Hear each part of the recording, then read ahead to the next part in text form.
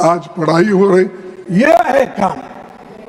ये नहीं बात में किस भाषा पे भी ठोको, भाषण करते हो, लेकिन उसका परिणाम क्या है? कुछ नहीं।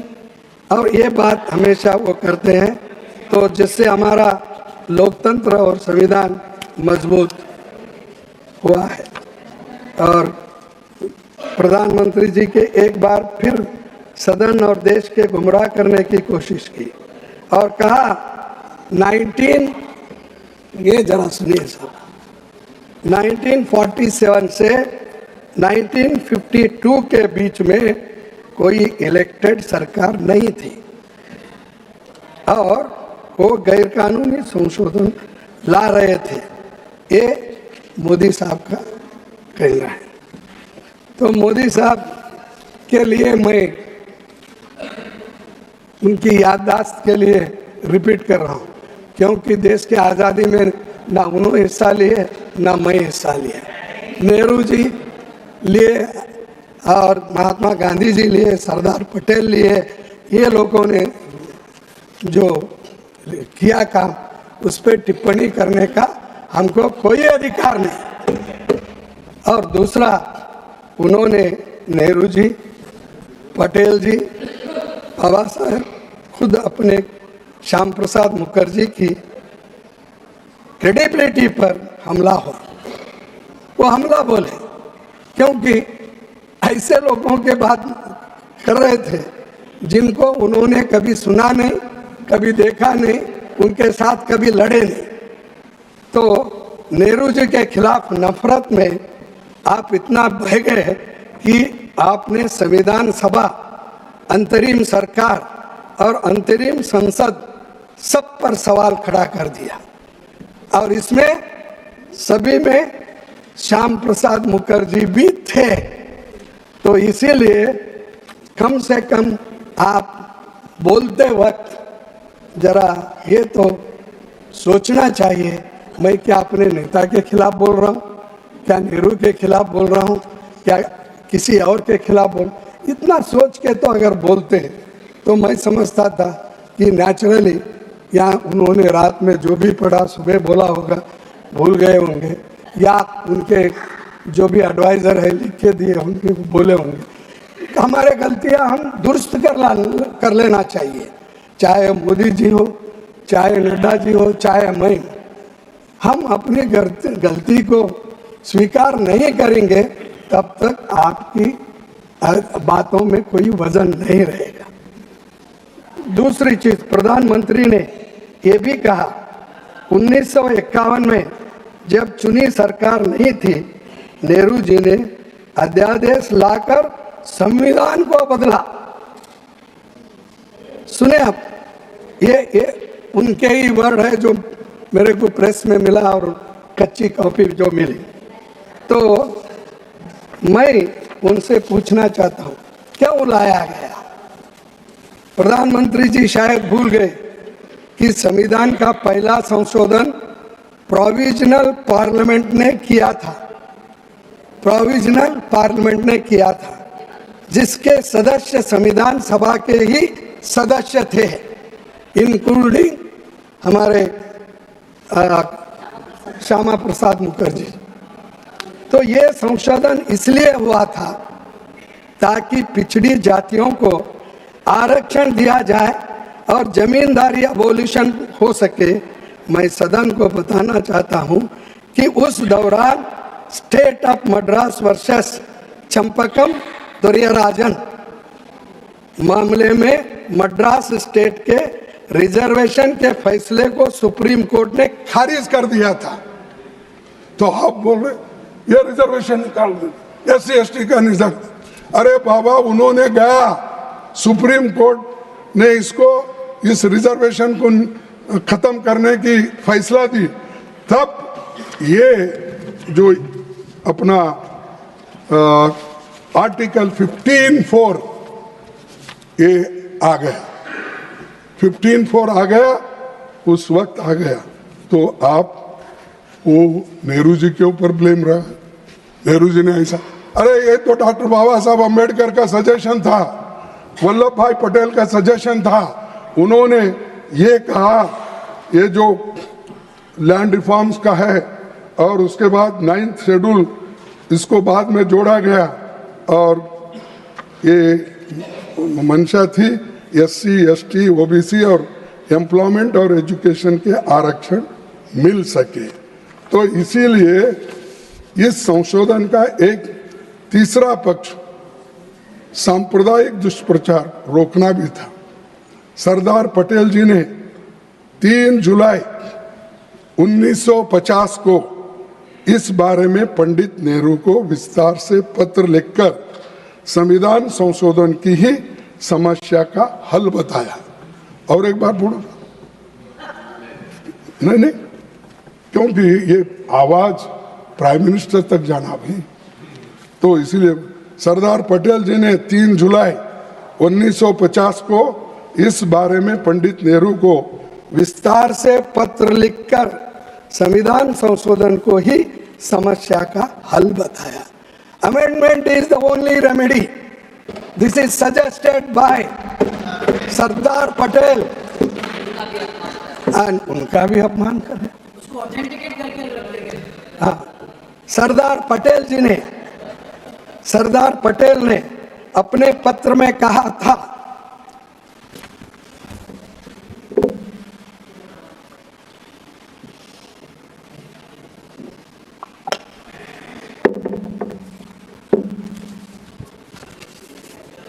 सरदार पटेल ने अपने पत्र में कहा था, as you say we have involved ourselves in so many legal and constitutional difficulties that we do not know how to overcome them. My own feeling is that very soon we shall have to sit down and consider constitutional amendment. ये किसने कहा?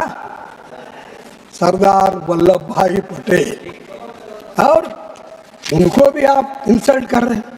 पंडित जवाहरलाल नेहरू के नाम से सभी को insult कर रहे हैं। वो जोश में आकर नेहरू जी ने वो किया, अरे नेहरू जी क्या करना चाहते थे, वो पटेल भी था उसके साथ थे, अंबेडकर उनके साथ थे, और वो SC ST बैकवर्ड एजुकेशनल और एम्प्लॉयमेंट के लिए जो यहाँ पर उनको मार पड़ी थी उसको ठीक करने के लिए अमेंडमेंट लाए। और वो पहला अमेंडमेंट था। अगर ये पहला अमेंडमेंट देश के लिए नहीं, शोषितों के लिए नहीं, तो आप कह सकते थे अपने लिए लाए। बताओ इसमें सब, और ये मेरे वर्ड नहीं है, इस अपने सरदार पटेल साहब के वर्ड है। सभापति जी, इसलिए मुख्यमंत्रियों को नेहरू जी ने पत्र लिखा था जिसका जिक्र मोदी जी ने अपने भाषण में तथ्यों को तोड़ मरोड़ कर नेहरू जी को बदनाम करने के लिए किया, जिसके लिए उनको देश से माफी मांगना चाहिए। ये मेरा डिमांड है। जो सत्य को अगर मोड़ तोड़ के रखते हैं देश के सामने और बदनाम करने की कोशिश करते हैं, इसीलिए उनको इस सदन में, उस सदन में माफी मांगना चाहिए और देश के जनता से माफी। और ये चीजें आप पढ़े तो मिलते हैं, आप कॉन्स्टिट्यूशन इसमें डिबेट में मिलते हैं, लेकिन फिर भी आप गुमराह करते हो लोगों को। इस संशोधन पर खुद बाबा साहब ने 2 घंटे सदन में इसे डिफेंड किया था। और एक बार पढ़ो, इस संशोधन पर खुद बाबा साहब ने 2 घंटे सदन में इसे डिफेंड किया था। मैं पूछना चाहता हूं कि मोदी जी को एतराज किस पर है? क्या SC ST पर, क्या OBC पर, क्या आरक्षण पर, और उनका किनके ऊपर एतराज है? अरे आरक्षण को सुरक्षित रखने के लिए, उनके राइट्स को दिलाने के लिए अगर पंडित जवाहरलाल नेहरू जी अमेंडमेंट कराते हैं तो क्या दलितों के खिलाफ हो गए, SC के खिलाफ हो गए, ST के खिलाफ हो गए, आदिवासियों के खिलाफ हो गए? मैं पूछना, क्यों ऐसी बातें करके लोगों को असत्य बातें बिठा रहे हैं उनके दिमाग में? आप प्राइम मिनिस्टर हो सकते हैं, आपकी इज्जत करेंगे आपका कुछ, लेकिन ऐसी असत्य बातें जनता के बीच अगर लेके गए, इससे बहुत बड़ा देश को नुकसान होगा। सर, ये लैंड रिफॉर्म्स, आप बड़े किसान हैं, क्षमा चाहता हूं, या छोटे किसान हैं मुझे मालूम नहीं सर, इसलिए एक मिनट, नहीं हंसने की बात नहीं, मैं कृषक पुत्र हूँ। यानी आप कृषक नहीं हैं, ठीक है, ठीक है। तो मैं तो बस आगे चलिए। शुरू किया था। मोदी जी के ऐतराज किस पर है? या वो गरीब किसानों को जमीन का मालिकाना हक मिलने पर उनके ऐतराज है? क्योंकि लैंड रिफॉर्म्स जो आना, उसके लिए भी गरीबों के तरफ से वो लड़ रहे थे और सरदार पटेल से नाराजगी है। हम कहते हैं कि बीजेपी आरक्षण के विरोधी है और इसीलिए वे कास्ट सेंसस के खिलाफ है। सर, सभापति जी, देश के स्वाधीनता आंदोलन के बारे में मोदी जी को ज़्यादा पता नहीं है, इसीलिए क्योंकि वो इस विषय पे जाना नहीं चाहते, जो उन्होंने उस सफ़र में शामिल ही नहीं हुए थे, तो उसकी बात तो रहेगी। अरे मैं खुद अपने को भी बोल लिया। आपके पिताजी थे अभी, तो 1946 के कैबिनेट मिशन प्लान के तहत कांग्रेस ने एग्जीक्यूटिव काउंसिल में नेहरू जी को वाइस प्रेसिडेंट बनाया था। इसीलिए उन्होंने 1947 में अंतरिम सरकार का नेतृत्व किया। देश का पहला आम चुनाव 51-52 में हुआ, जिसमें नेहरू जी प्रधानमंत्री बने। तब सरदार पटेल जी इस दुनिया में उस वक्त नहीं थे। इसके बाद 1964 तक लगातार नेहरू जी प्रधानमंत्री बने रहे। मोदी जी जैसों के लिए ही सरदार पटेल ने 14 नवंबर, सर इधर जरा ध्यान से, मोदी जी जैसे सरदार पटेल ने 14 नवंबर 1949 को नेहरू जी के जन्मदिन पर लिखे बधाई पत्र मैं पढ़ता हूं, आपकी इजाजत हो। कुछ स्वार्थ प्रेरित लोगों ने हमारे विषय में भ्रांतियां फैलाने की कोशिश की है और कुछ भोले व्यक्ति उन पर विश्वास भी कर लेते हैं। ये जो है, ये खुद वल्लभ भाई पटेल जी ने लिखा है, लेकिन वास्तव में हम लोग आजीवन सहकारियों और बंधुओं की भांति साथ काम करते हैं।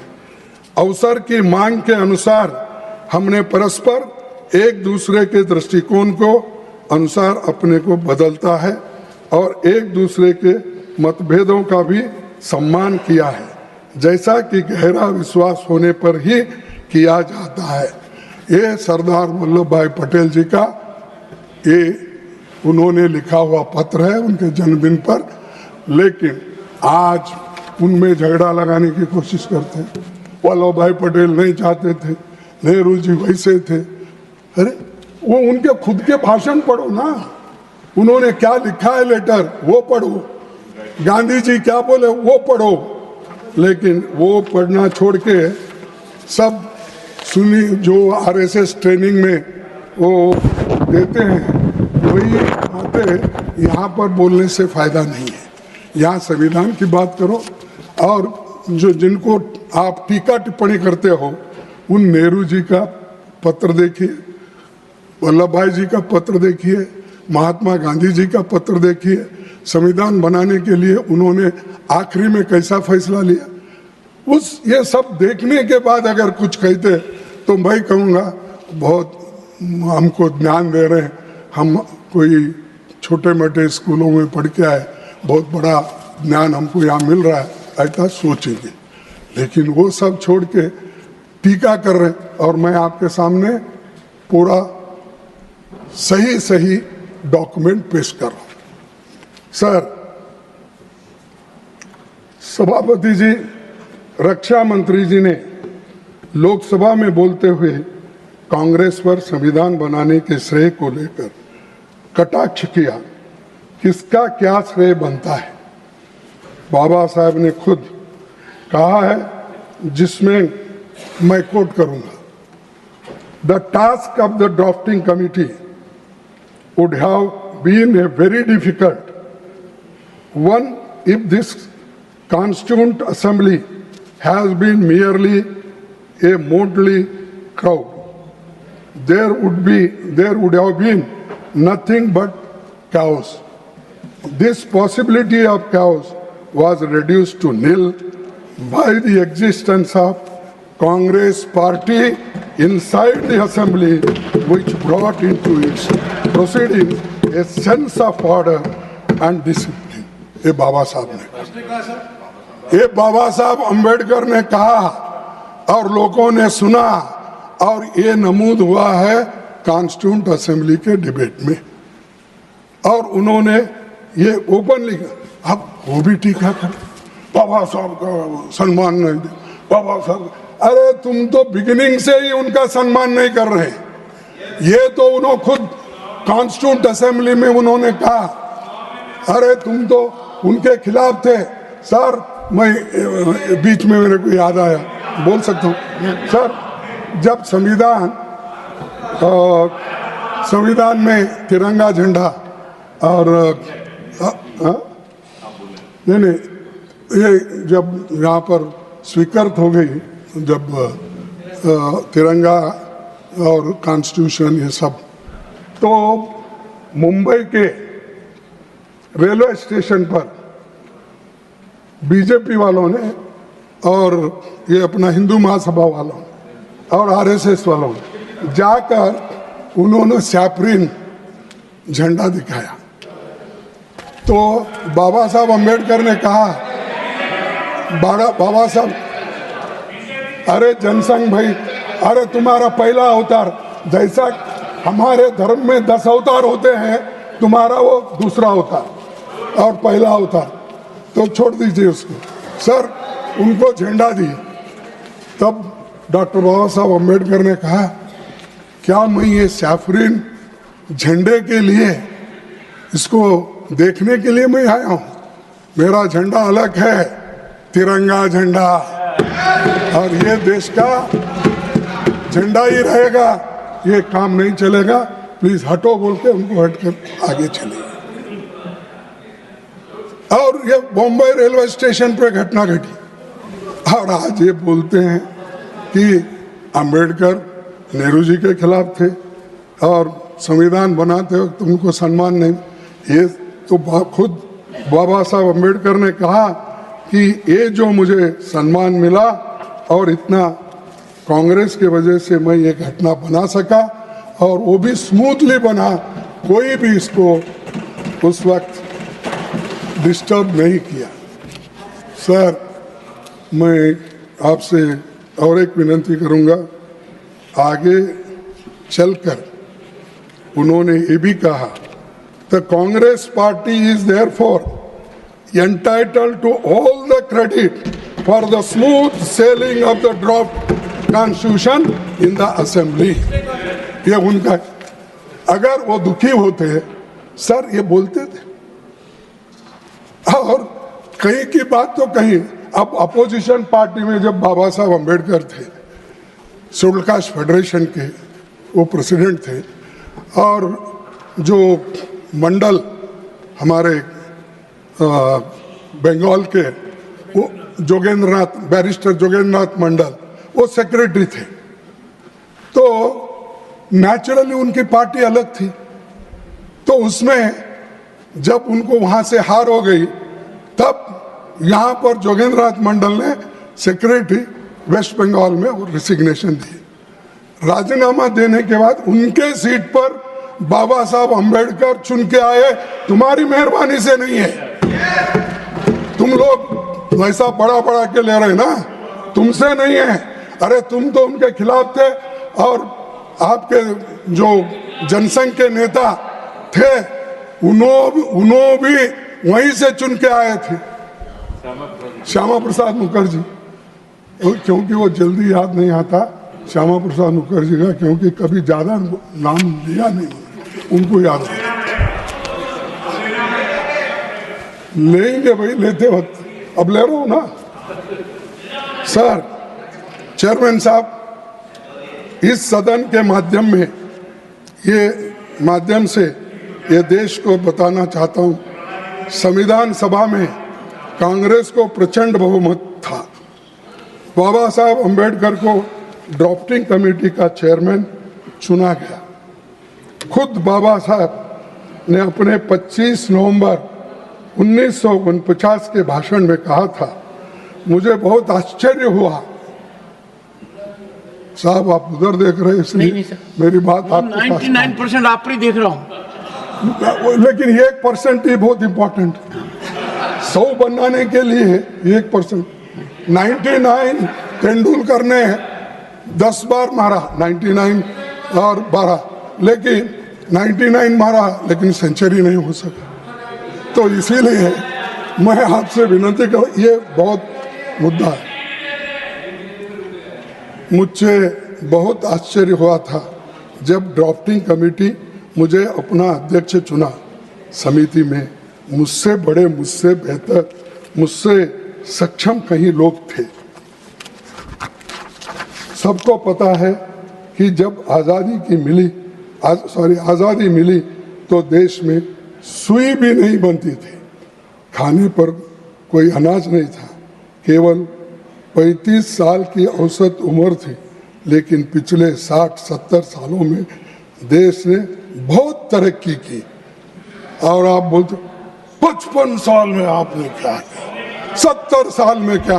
अरे बाबा, हम अगर नहीं करते, तुम लोग इंजीनियर हो के यहाँ नहीं बैठते, डॉक्टर हो के नहीं बैठते थे, और मोदी जी इस देश के प्रधानमंत्री भी नहीं बनते थे, और मैं एक लेबर का बेटा अपोजिशन लीडर भी नहीं बनता था। ये सोच के रखिए आप, तुम अपने आप को 30 मार का मत समझिए।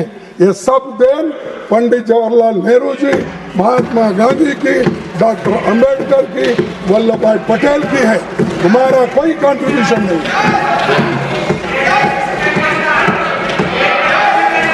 नेहरू जी आधुनिक भारत की नींव रखी। सर,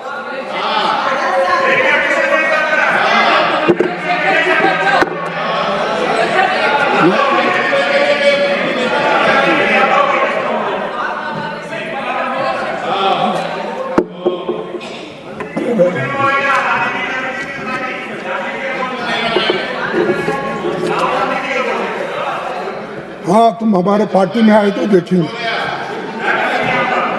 सर, नेहरू जी ने आधुनिक भारत की नींव रखी, शास्त्री जी ने हरित क्रांति की बुनियाद रखी, इंदिरा जी ने देश को परमाणु शक्ति से संपन्न बनाया, सामाजिक न्याय के लिए 20 सूत्री कार्यक्रम दिया, बैंकों का राष्ट्रीयकरण किया, राजीव जी ने संचार क्रांति लाई और पंचायती राज और लोकल बॉडीज का आधार बनाया, जिसको नरसिंह राव ने 73rd 74th संविधान अमेंडमेंट आपको बधाई दे रहे हैं।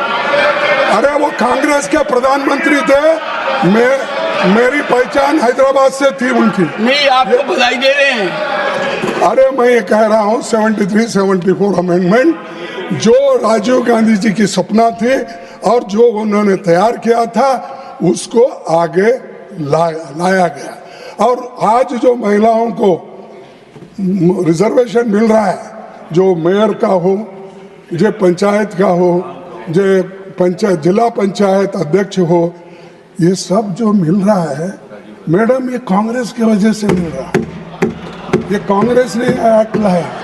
महिलाओं को क्या करे, महिलाओं को क्या करे, ये करे। उनको अध्यक्ष बनाए, मेयर बनाए, पंचायत मेंबर्स बनाए, तालुका पंचायत मेंबर्स बने, ये बनाए। अगर हमारी सत्ता आएगी तो हम तुमसे भी तेजी से महिलाओं का आरक्षण बिल लाएंगे, इम्प्लीमेंट करेंगे।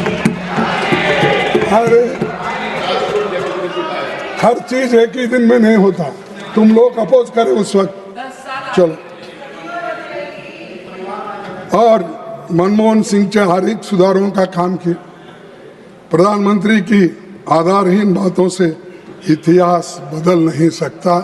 जो सत्य है वो सत्य है, जो असत्य है वो असत्य है।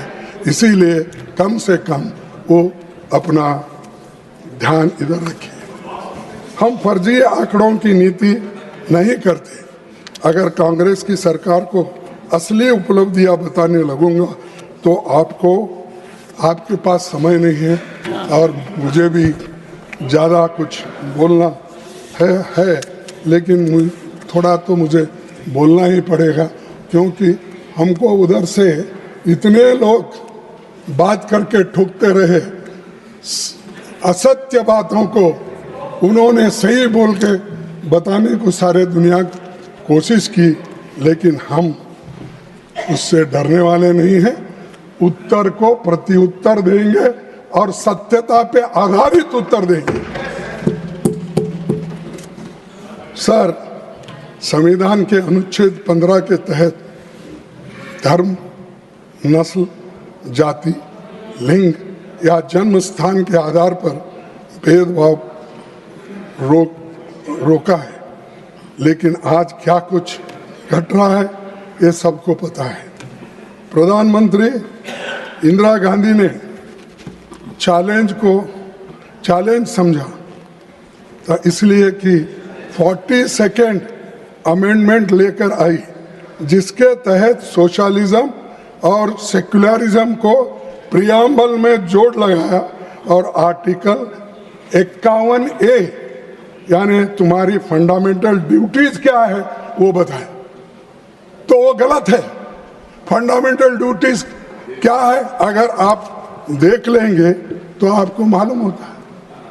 और मैं ये बताना नहीं चाहता हूं, क्योंकि आप वो बात को छुपाना चाहते हैं, मैं आपको याद दिलाना चाहता हूं। तो इसीलिए ये कर्तव्य, हाँ, जो मोदी साहब ने नाम रखा है कर्तव्य पथ,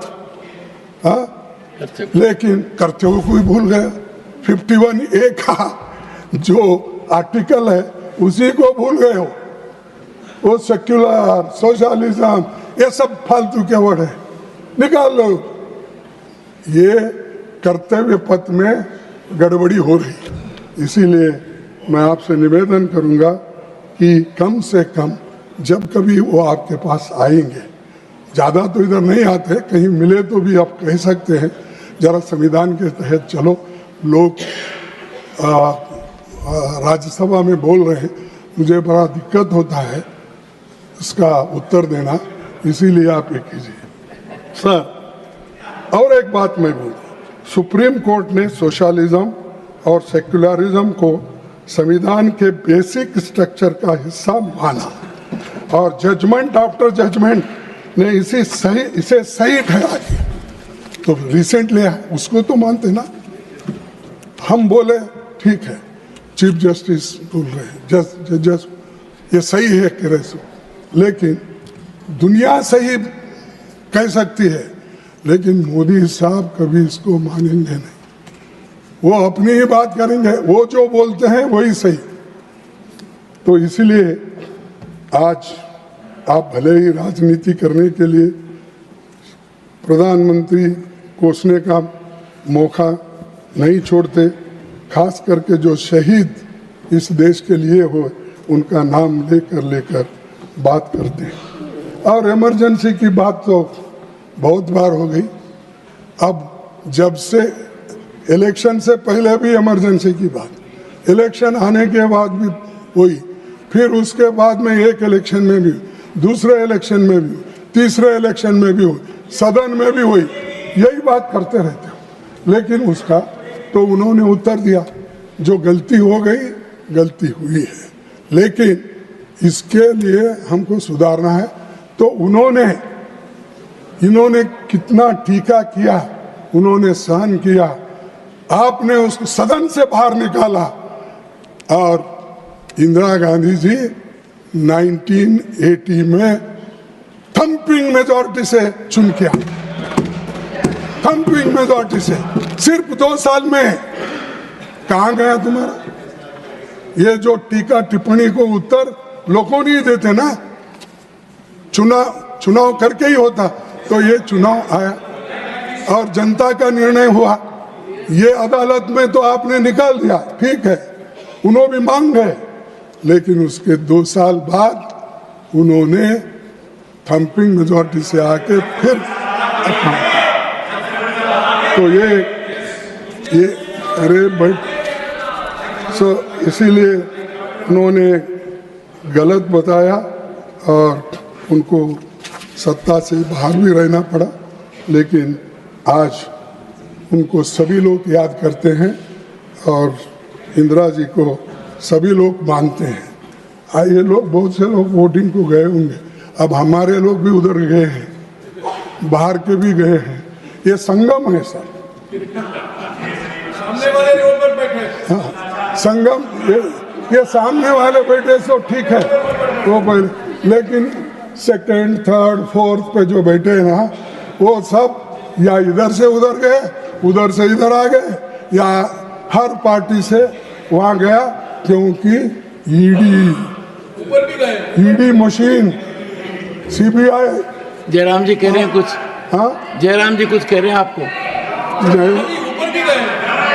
हाँ, तो हर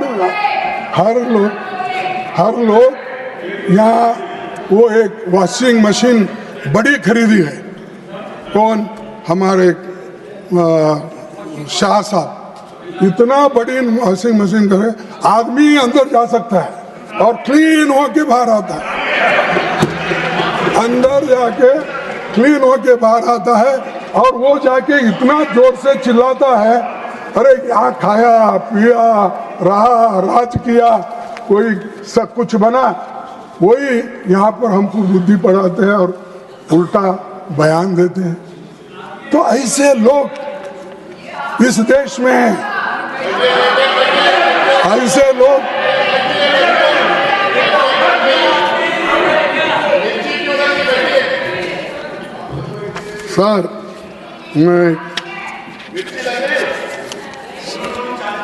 सर, हम संवैधानिक प्रावधान के तहत कांग्रेस पार्टी ने देश में कास्ट सेंसस की मांग की, और कास्ट सेंसस की मांग इसलिए कर रहे हैं, कमज़ोर लोग, तबकों के लोगों को बेहतरीन के लिए, उनके बेहतर के लिए एक रणनीति बनाई जाए।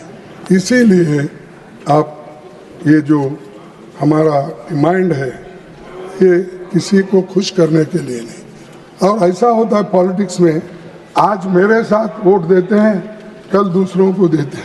हम देखे हैं 60 साल में कैसा हुआ, क्या हुआ, लोग बदलते कैसे रहते हैं। तो इसीलिए वोटरों के ऊपर आप गुस्सा मत निकालो, एरिया के ऊपर आप गुस्सा मत निकालो। कोई एरिया, कोई स्टेट अगर आपको वोट नहीं देता तो आप क्या करते थे, उस स्टेट को पैसे देने का बंद करते हो, जीएसटी वक्त पे नहीं देते हो, ये आपका काम चल रहा है। और इरिगेशन पे नहीं देते हो, रेलवे के प्रोजेक्ट को नहीं देते हो। तो इसीलिए मैं और 1-2 मिनट लूँगा, खत्म। डॉक्टर बाबा साहब अम्बेडकर ने आने वाली चुनौतियों से आगाह करते हुए संविधान सभा में कहा था, in politics we will have equality and in social and economic life we will have inequality. How long shall we continue to deny equality in our social and economic life? If we continue to deny it for long, we will do so only by putting our political democracy in peril. तो अध्यक्ष,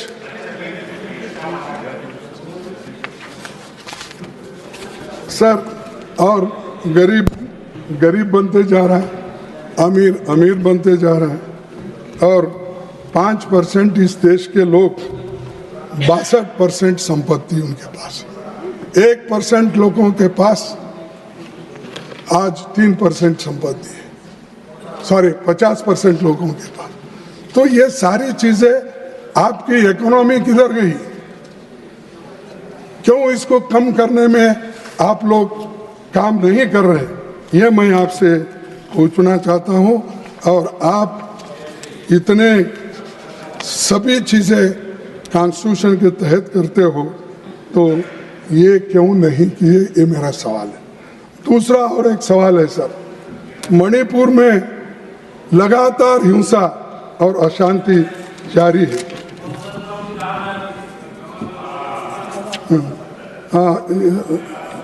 हिंसा और अशांति जारी है, लेकिन 1.5 साल में मोदी जी को मणिपुर की हालात का जायजा लेने का समय नहीं मिला। वो पूरे दुनिया में फिर रहे हैं, देश में फिर रहे हैं, इलेक्शन के लिए हर जगह जाते हैं।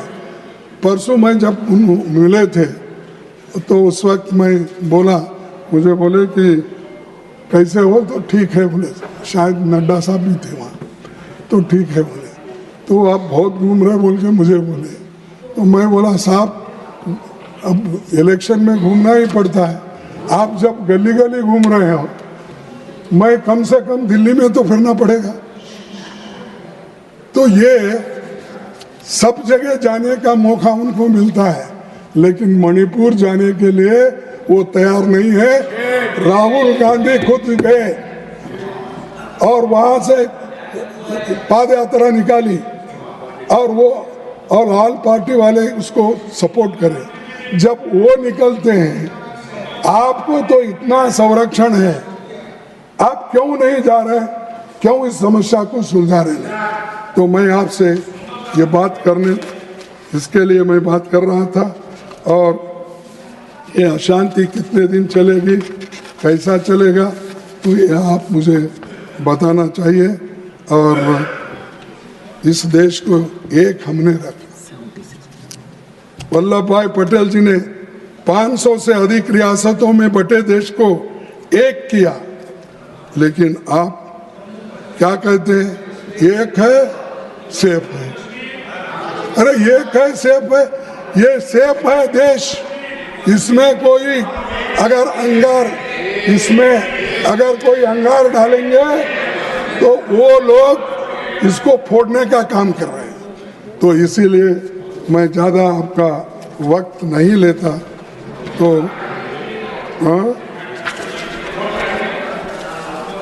देखिए, और एक लास्ट कोट में आपका पढ़ूंगा।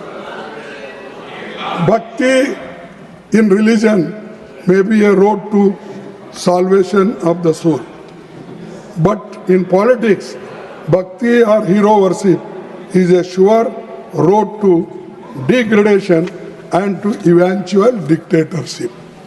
तो ये डिक्टेटरशिप के बाहर है।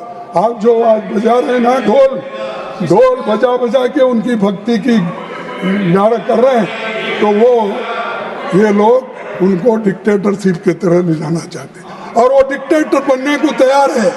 तो इसीलिए मैं आपसे विनती करूंगा कि ये डेमोक्रेसी डिक्टेटरशिप के तहत नहीं चलना चाहिए और सभी लोग आज जो संविधान को हम मानते हैं वो उसी पर हम चलना चाहिए।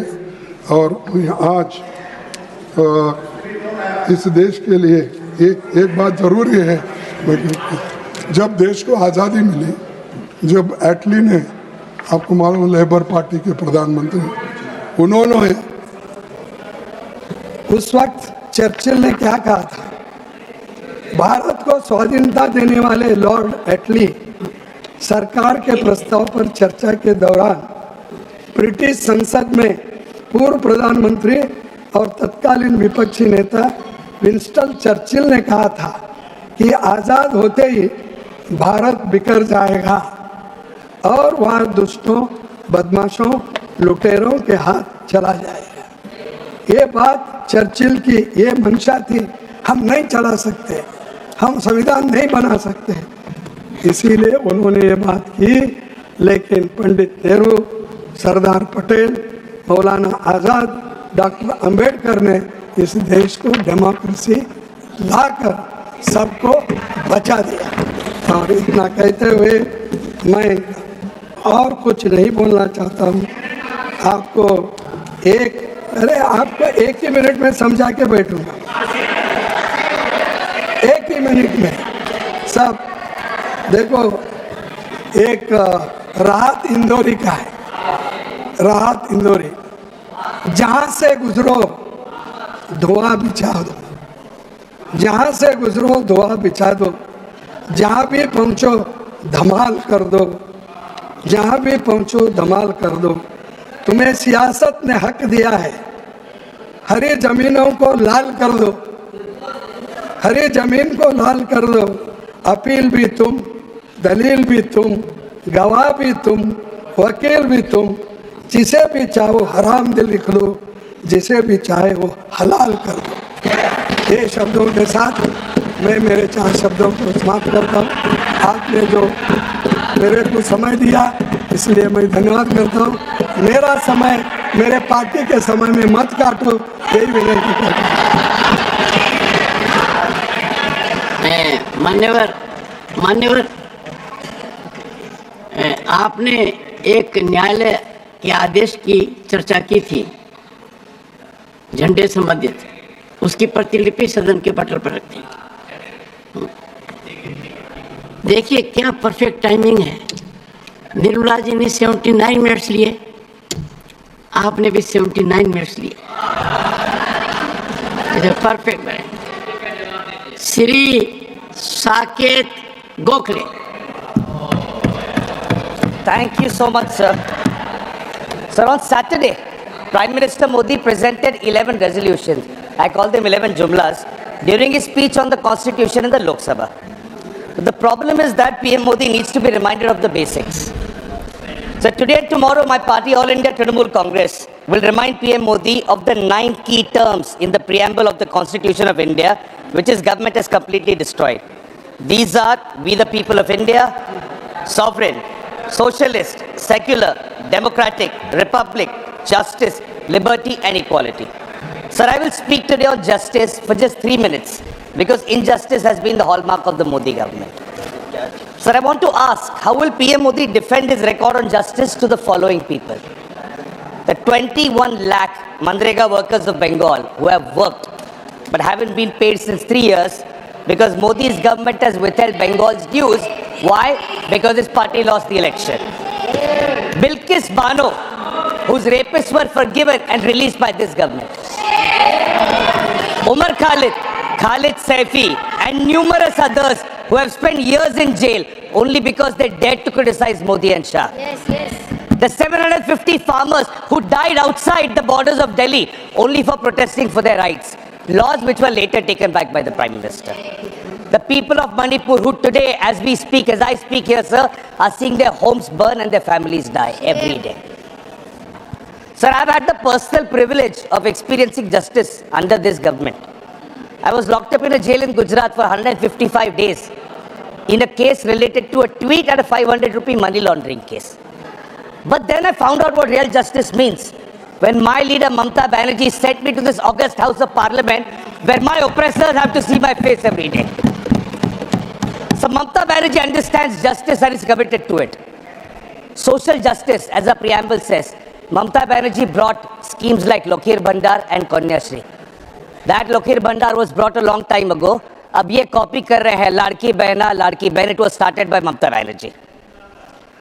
So social justice through measures like Aparajita Bill to give justice to women who face violence, but that has not yet been passed. I don't know why the finance minister was so embarrassed even after prompting when she said women's reservation bill, Hamari Sarkar ne 98 mein. Why didn't she mention that it was Honorable Mamta Banerjee who had brought the bill in 1998? Sir, our constitution guarantees social, economic and political justice to the people. Where is social justice when minorities are subjected to atrocities every day, and when the Prime Minister ran a poisonous communal campaign during the Lok Sabha elections. Where is economic justice when our youth have no jobs and families have no money left, thanks to rising prices and inflation? The Honorable Finance Minister can at least do the least and reduce taxes on the middle class, sir. Where is political justice when opposition leaders are threatened using CBI and ED, and when the corrupt ones who go through the BJP washing machine become squeaky clean? So the PM loves to talk about previous governments and their record of 70 saal. I have to admit that our Prime Minister has been very successful on one front. Sir, हमारे यशस्वी प्रधानमंत्री नरेंद्र मोदी जी ने, the way he's destroyed the constitution in 10 years, previous governments couldn't do for 70 years. So Modi does not care about justice, but the people of India do. Which is why it was poetic justice when his party BJP was recently reduced to 240 seats in the Lok Sabha. People destroyed his arrogance and his party. And I want to from here, sir, with my hand on the Constitution, promise the Prime Minister that he will again be reminded of the meaning of justice, which is in our preamble, when his party BJP, which has deprived and defamed the people of Bengal, will be routed again in 2026 under CM Mamata Banerjee. Thank you, sir. Thank you. Honorable Tiruchi Sivaji.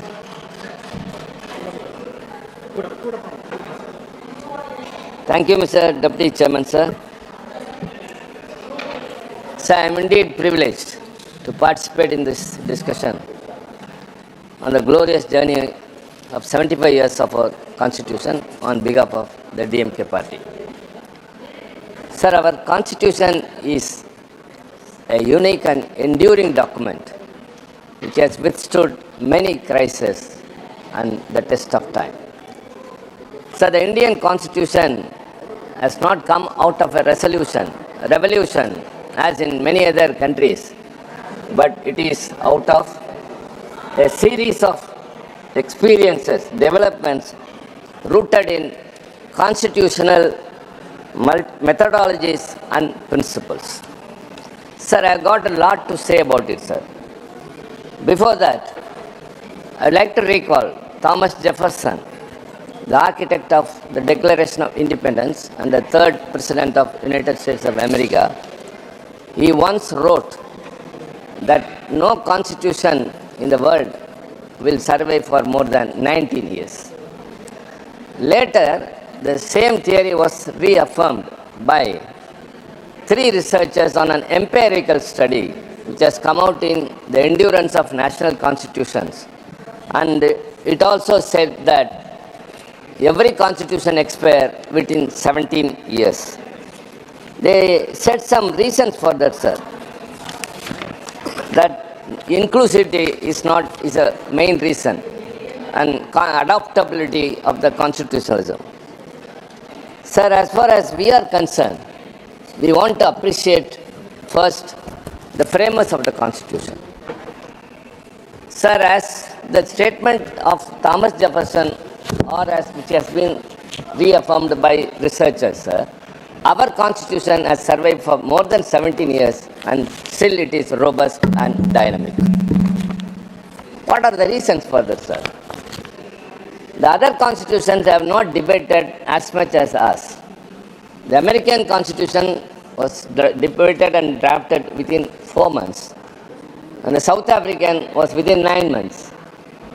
Whereas the Constituent Assembly of India, to draft the Constitution, sir, first the members were elected indirectly across the state, from the provincial states, from the princely states, and the provincial principal commissioners. It came to about 389, and later after the partition it came down to 299, and with that the Constituent Assembly started functioning. These are all very important facts, sir. We have to mention what is the reason for the robust nature of our Constitution. Sir, it held 11 sessions, sir, which ran up to 165 days, out of which 114 days were focused totally on the draft Constitution. 7,635 amendments were tabled and 2,473 amendments were moved. Whereas In other constitutions, in other nations' constitutions, amendments were not moved, sir. And subsequent to that, the position of our constitution is very much glorified. Our constitution is credited for establishing the rule of law and also fostering a responsible government to India. Our constitution played a pivotal role in shaping India's democratic character and safeguarding individuals' liberties, balancing the delicate relationship between the sovereign state and federalism, and above all, it formed the backbone of India's governance. Sir, before I go into the subject, I have something to say which the finance minister in her initiative speech said about the first amendment to the Constitution, which you are very well aware of, 1951. She said about 1904 of the Constitution, the amendment that was made was 1904. I would like to say, sir, in the same amendment, there was another one which is 15.4, Article 15, 5 and 6. Sir, it came, the first amendment to the Constitution was subsequent to a case which the leader of opposition mentioned, Shanmugam Doraraj. Before that, one should know about the history, sir. It was first in Tamil Nadu, then Madras Presidency. In 1921, when the Justice Party, our parent body, was ruling Tamil Nadu, a communal GO was issued. By that way, everyone were benefited by way of reservation. So long, since then, only the upper caste was enjoying all the education and employment opportunities. And that was made with more reservation in 1927. And later, sir, this Shanmugam Doraraj filed a case in the court that this communal reservation deprives her of a genuine seat in medical. The court, later came the fact. The court upheld her case and petition and struck down the communal reservation. The strange part of this is the Shanmugam Doraraj who has filed the case was not at all an applicant. So it was struck down, and all those days which were enjoyed by the people of OBC, SC and other communities, this reservation benefit was really shocked. So at that time, Thanai Periyar, our mentor and our founder leader Anna, launched a very big education in Tamil Nadu demanding for reservation, and it became a people's movement. And because of that, the 1951 amendment was brought. The first amendment, it says that nothing in this article or subclass, nothing in this article or in class 2 of the Article 29 shall prevent the state from making any special provision for the advancement of any socially and educationally backward classes of citizens or for the scheduled caste and the scheduled tribes. So, sir, this 1951 First Amendment, no one should forget, sir, that without this, the benefit would not have been extended to the suppressed and oppressed classes all those years. It was thanks to the Dravidian movement. What we call now Dravidian model is only this.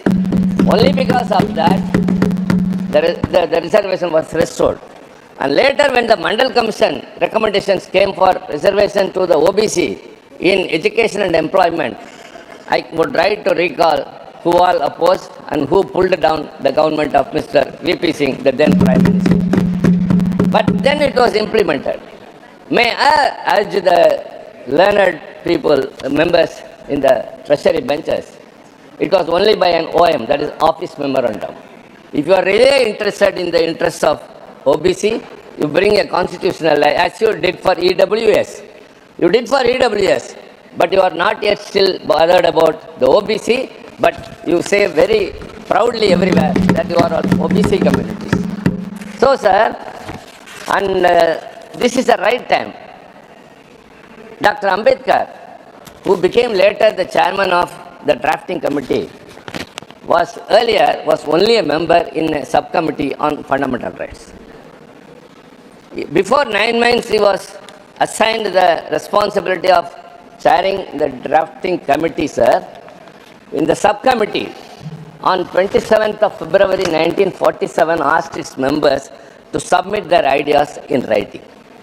And Dr. Ambedkar, along with Mr. Munshi, Aladi Krishnasamy Iyer and Arnab Singh, he also submitted one.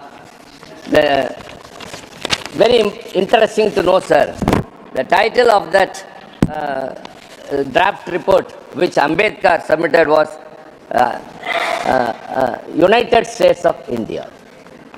Its language was reminiscent of America's Declaration of Independence. It very clearly said, sir, that the federalism must be upheld and more rights to be given to the states. But on the day of adoption, Munshi's draft was adopted by the committee, and Ambedkar was not also there. It was not pressed. Later, he tried his best to implement what all was in his mind in the United States of India. So ultimately, Dr. Baba Saheb Ambedkar's intention was to strengthen the states. There is no explicit term federalism in our constitution, but the very first in the preamble says, India, that's Bharat, shall be a union of states. That itself is very emphatic. And later, he became the chairman of the drafting committee, and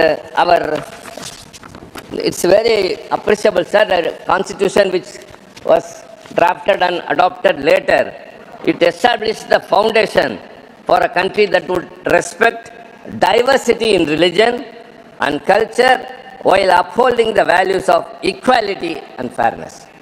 These are to be kept by the ruling party today.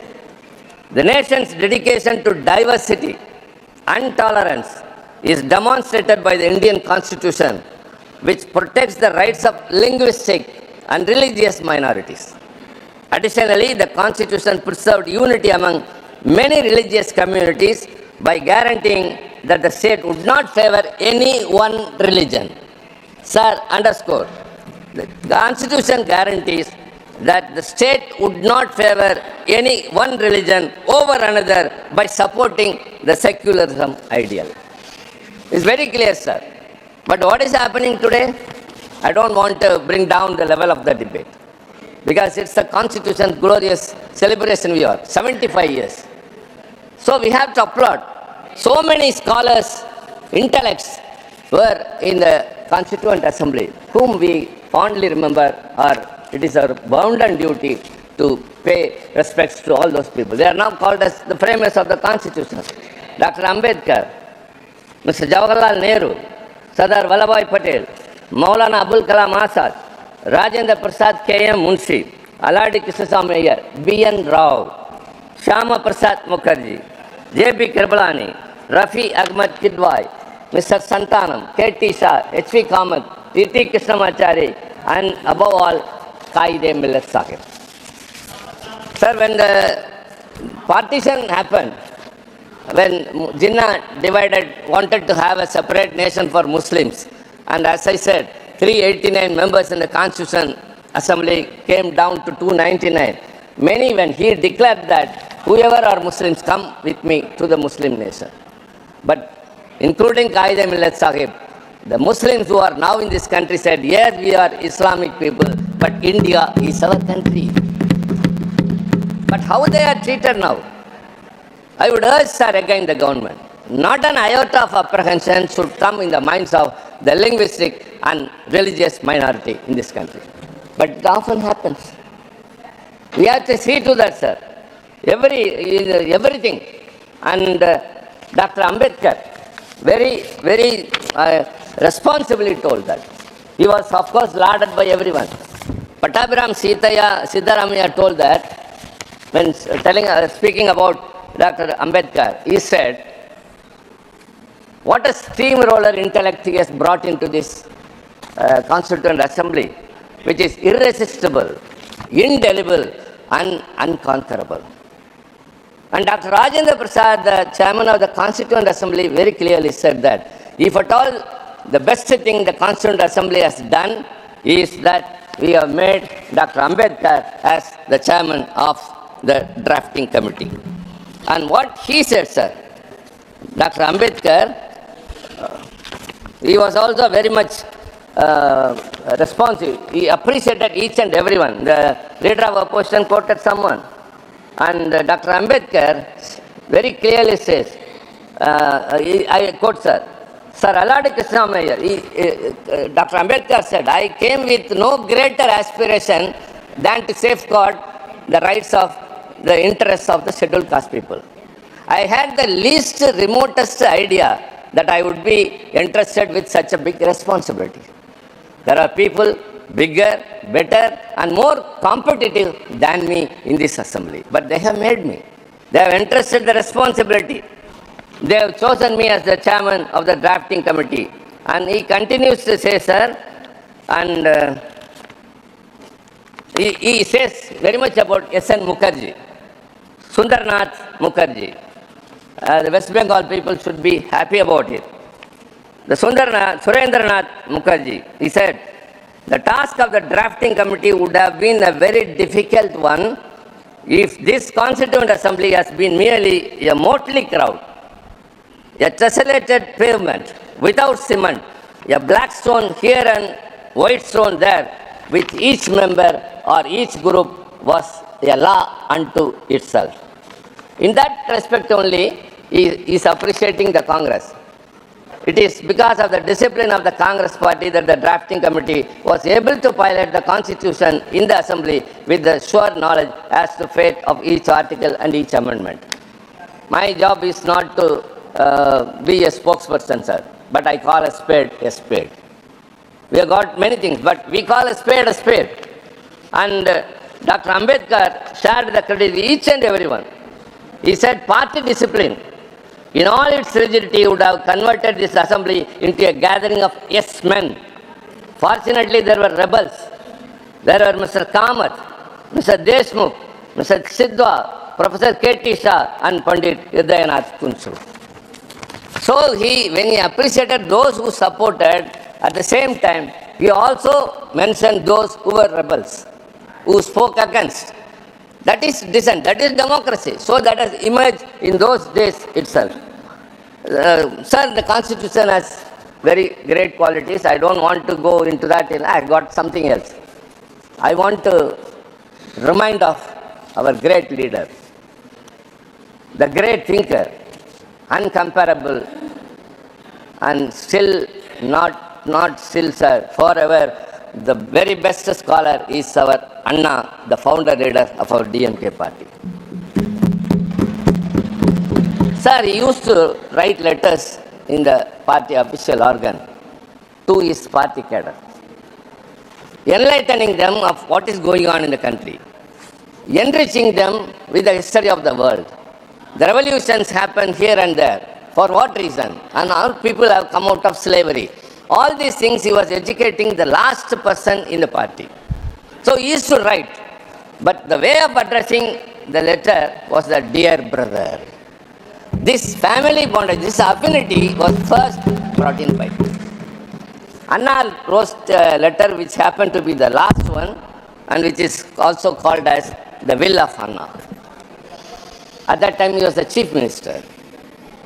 He wrote that, dear brother, I have never been mad after power, nor I am happy to be the chief minister of a state which comes under a constitution where it is in letter that it is federalistic, but in practice it is becoming more and more centralized.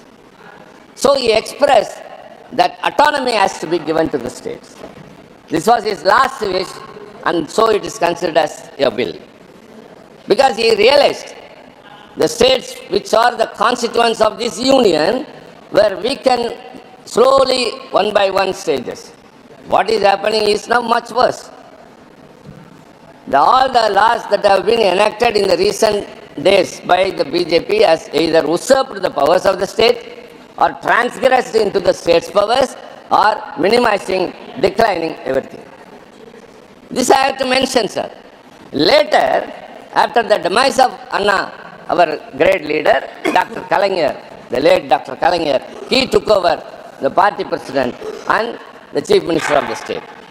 He immediately appointed, the first thing he said when he addressed the press in Delhi after meeting the prime minister conventionally, the first thing I am going to do is to constitute a committee to go into the center-state relations. Because without powers, being a chief minister of a state is of no use. Much worse is what is happening in Delhi now. The Delhi, totally the chief minister's powers have been taken and given to the LG, and the chief secretary will master over the chief minister, and secretary will master over the minister. That is what's happening in Delhi. That's union territory. But even in the states were not able to fulfill the needs and the requirements of those people. So Dr. Kalaignar, he constituted a committee under the then former Chief Justice of Madras High Court, Dr. Rajamannar, and along with him two other luminaries, Chandasamy and one Lakshmana Swamy, an academician. And the terms of reference was very important, entrusted to the committee.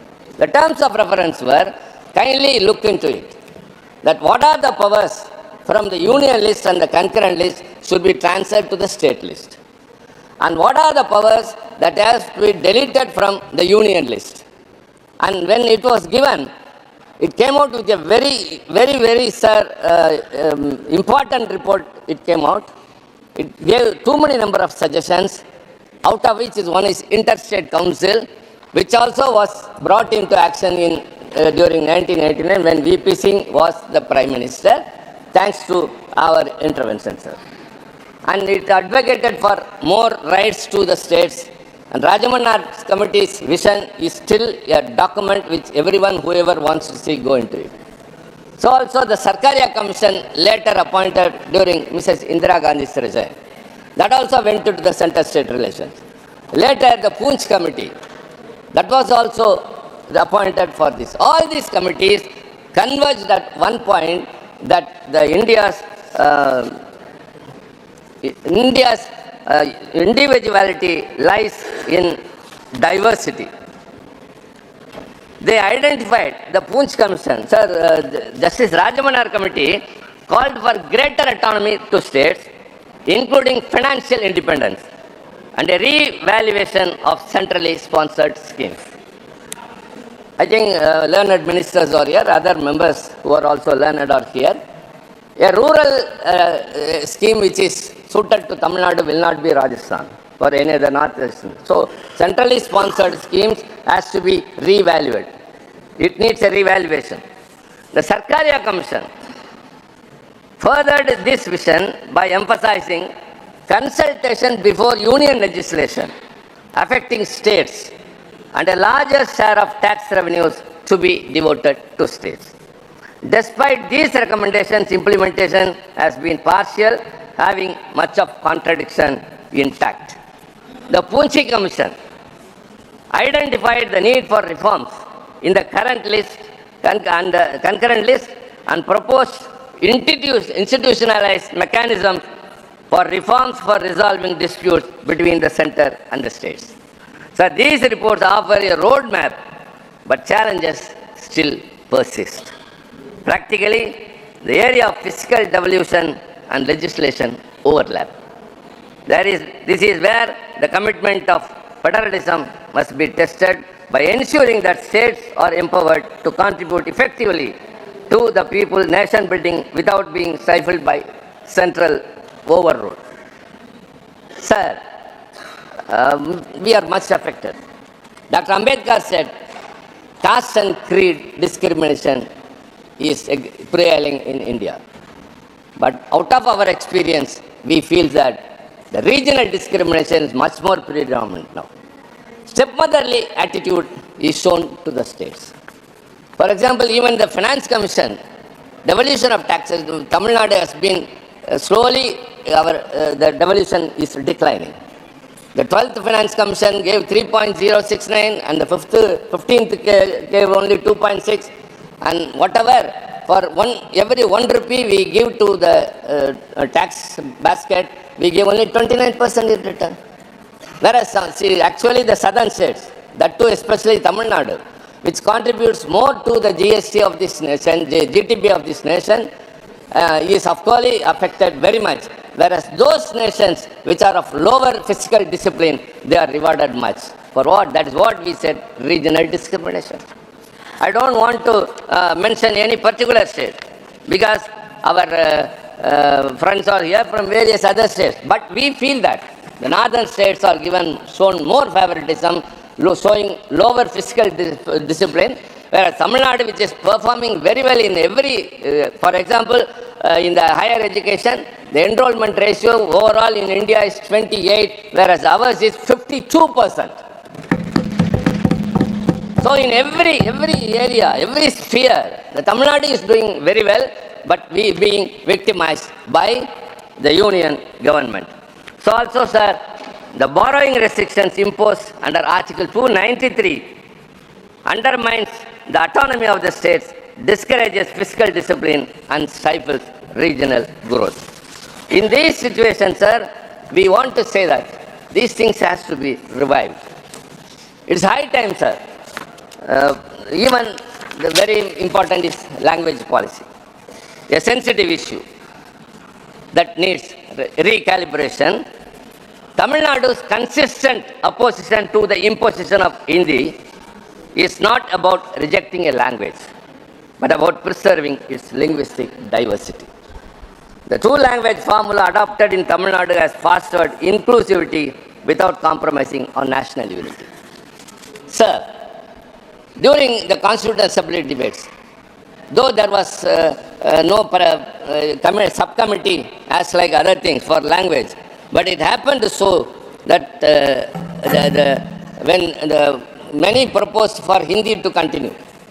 Before independence, the official language of India was only English.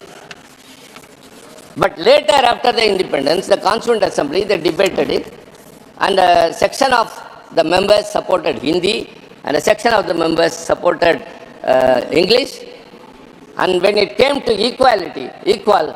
Rajendra Prasad, who was then the chairman, cast his vote, and by that, Hindi became the official language. And very importantly, article, the language.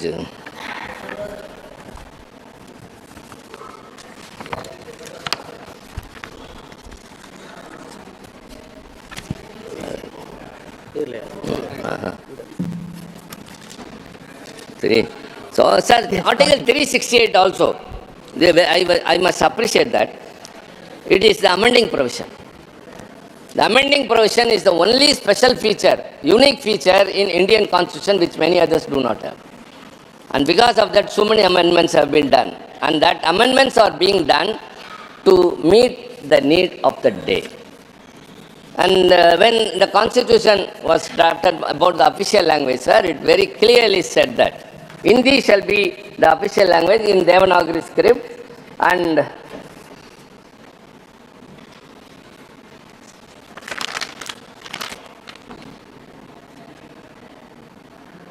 notwithstanding anything in this article, Parliament may be law provide for the use after the set period of 15 years, the English language or the Devanagari form of numerals. So it said that after 15 years of the enactment of the Constitution, English will go off, and then only Hindi will be the official language. Sir, again, our founder leader Anna, this house was benefited by his presence as a member from 62 to 67. He spoke very much about the language policy, and the Official Languages Amendment Act 1963 came, and it declared that the official language, the English shall also be the official language, as long as the non-Hindi speaking people accept it. Sir, whereas this government is totally thrashing all those things, what the Constitution has assured, it is not enough that you celebrate a Constitution Day in the Central Hall, which you have deserted. And it is not enough if you have a debate in both the houses of Parliament. It must be not only in letter, in spirit also it must be. When it has been assured, India is a country of complexity. It is multilingual, multicultural, multi-regional, multi-religious. Whereas you want to bring everything one nation, one election, one nation, one ration card, one nation, all, everything. One. But only this parliament divides the Lok Sabha and the Rajya Sabha. The central hall, which used to unite the members of both the houses, is now totally, we are deprived of that. A new member who has come to the Lok Sabha will go off after 5 years without having acquaintance between the Rajya Sabha members and the Lok Sabha members. Why, when you are trying to unite each and everything, why you are dividing the members of parliament from Lok Sabha and Rajya Sabha? That's what I say. It's not just celebrating the constitution. All the schemes which are implemented by this government are either in Hindi or in Sanskrit. Learned ministers, Puri is here, my dear brother Yadav is here. Kindly tell. Bhupenderji, you know better. It says that any bill or anything should be in English, the constitution says. But who authorized you to name the nomenclature of every scheme that you bring or every bill you bring, either in Hindi or in Sanskrit? We enter into the parliament. Now that we are accustomed, we are spelling out, pronouncing it, but we do not know the meaning. Makar Dwar. What is it? What is it?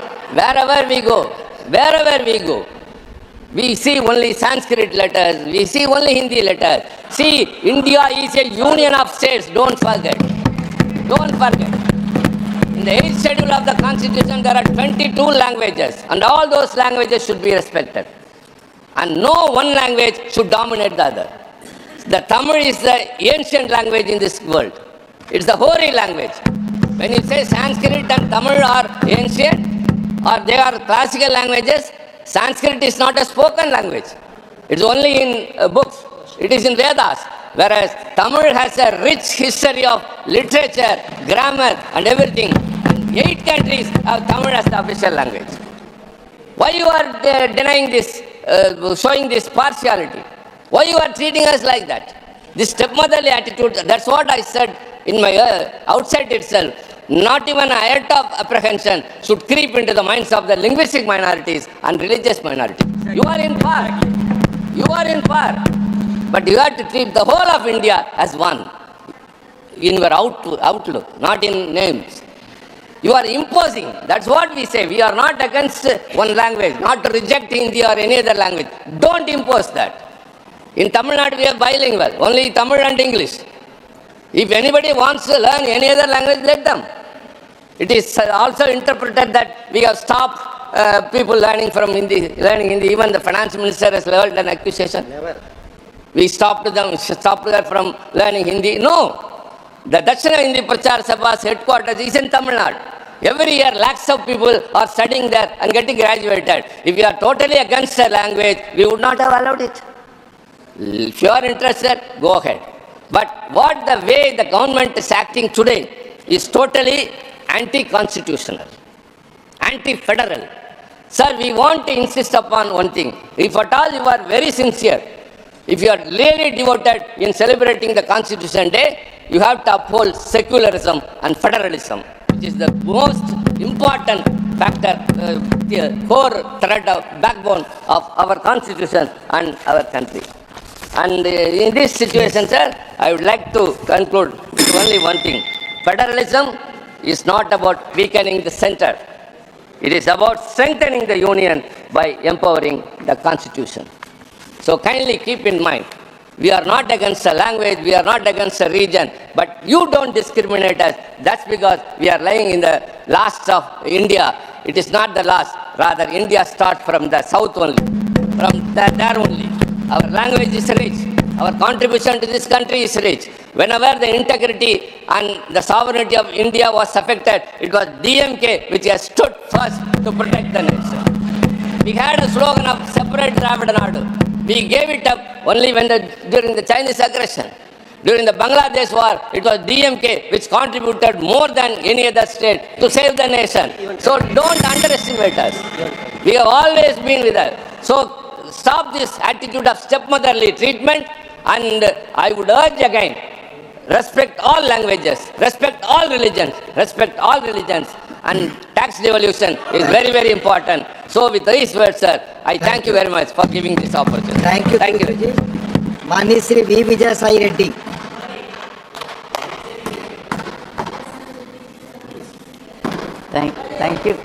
Thank you, Deputy Chairman, sir.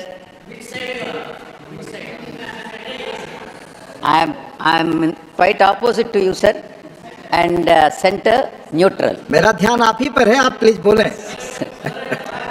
Sir, we are neither that side nor this side, sir. Yes, no, not. Please address this. Under the towering leadership of Dr. B.R. Ambedkar and contributions made by the eminent Telugu members like Bhogaraj Pattabhi Sitaramaya, Moturi Satyanarayana, Durga Bhai Deshmukh, and N.G. Ranga.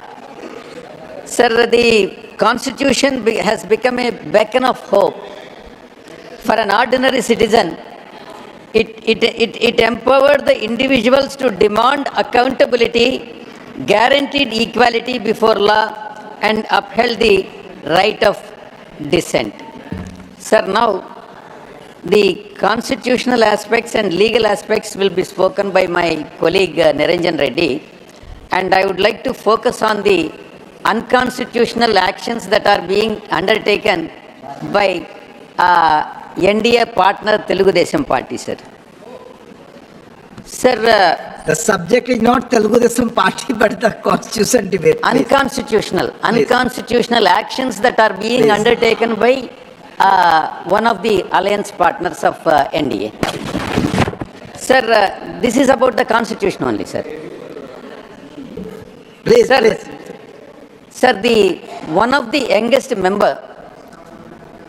junior member of Telugu Desam Party in Lok Sabha has made an allegation against our earlier Chief Minister, Mr. Jagan Mohan Reddy, that he has diverted 86,000 crores for personal use. This is the allegation what their alliance partner has made. I would like to give a clarification, sir. That is SC funds. Scheduled caste funds have been diverted for personal use. Please. Personal use. Sir, where is the number coming from? What is this number? And what is the sanctity this number has got? First of all, whether it is factually correct or not, that is to be inquired into, sir. How did she reach the figure of 86,000 crores? Sir, TDP in Lok Sabha, sir, his turn will come. Please. And he can speak whenever his turn comes, sir.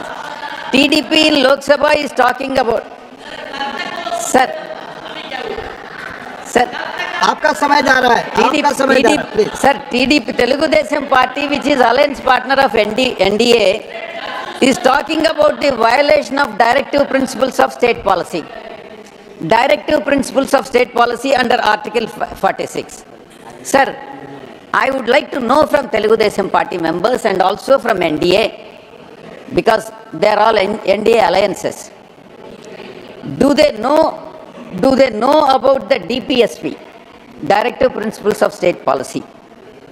They are not justiciable, and they are not implemented, and you can't go to the court for the violation. First of all, we have not violated. Jagan Mohan Reddy ji has not violated any Directive Principles of State Policy, and this allegation is false and incorrect.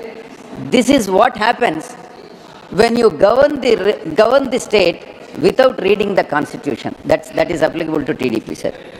Sir, Article 46. Article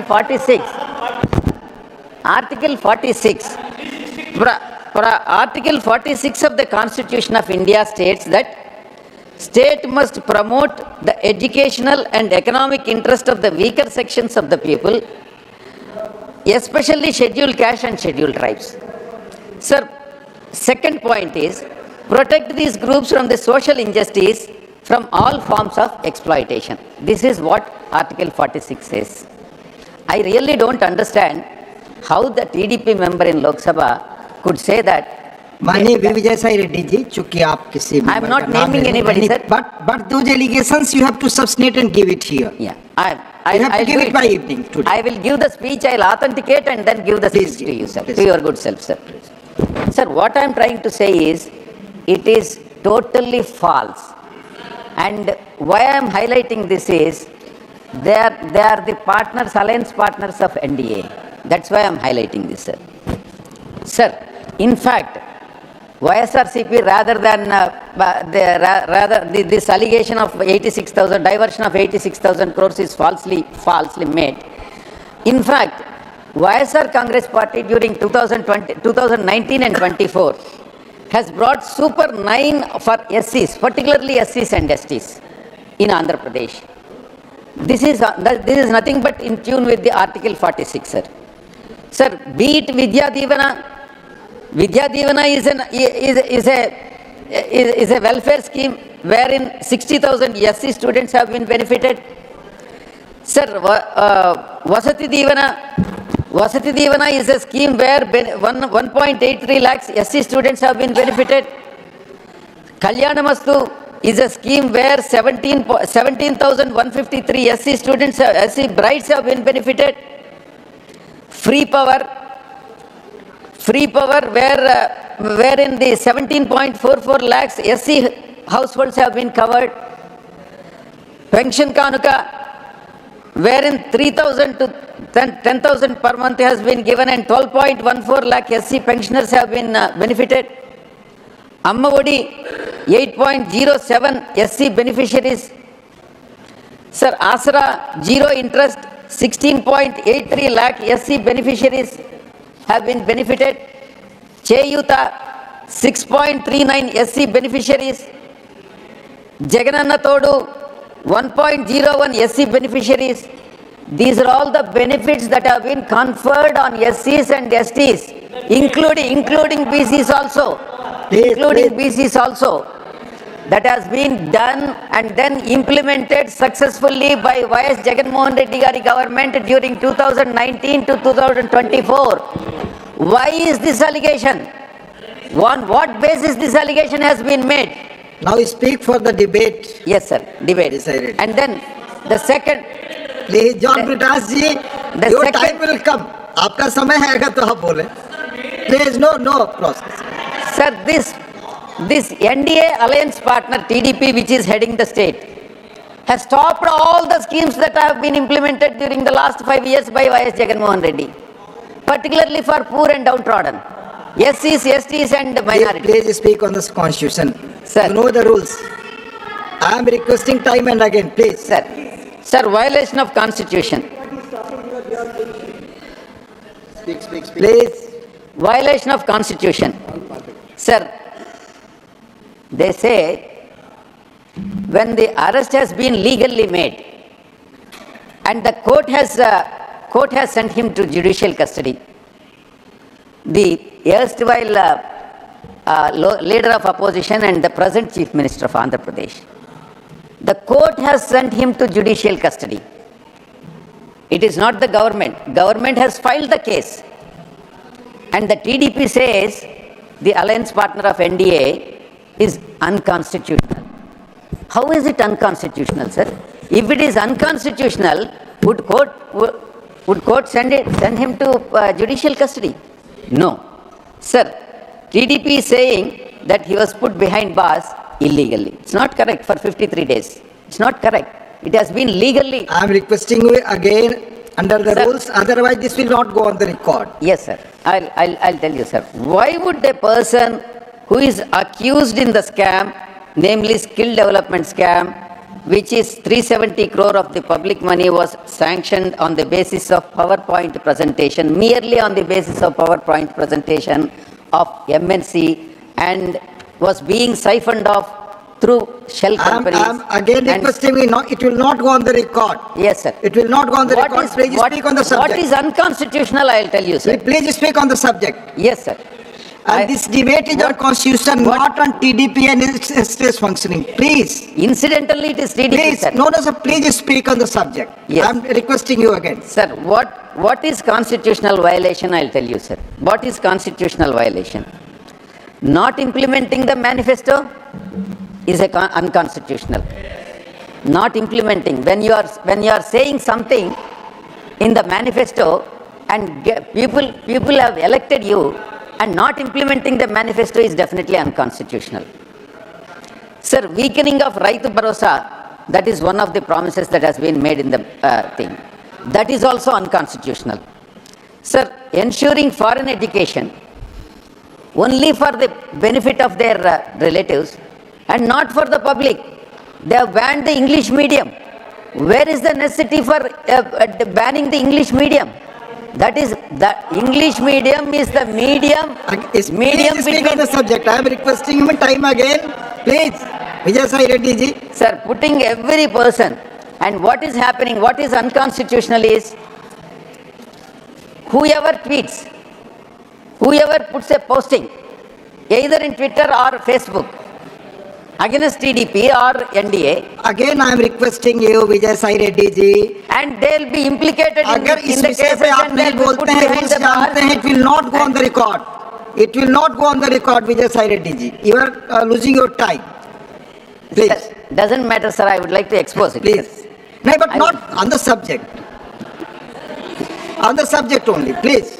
Sir, what is unconstitutional is backstabbing his own father-in-law. It will not founder of Telugu Party is backstabbing. That is आप जानते हैं rules और regulation के तहत there are clear chair's ruling. आप किसी इस तरह के व्यक्ति पे जो आरोप लगा रहे हैं बिना सब्सटेट किए माननीय चेयरमैन के परमिशन के नहीं लगा सकते. It will not go on the record.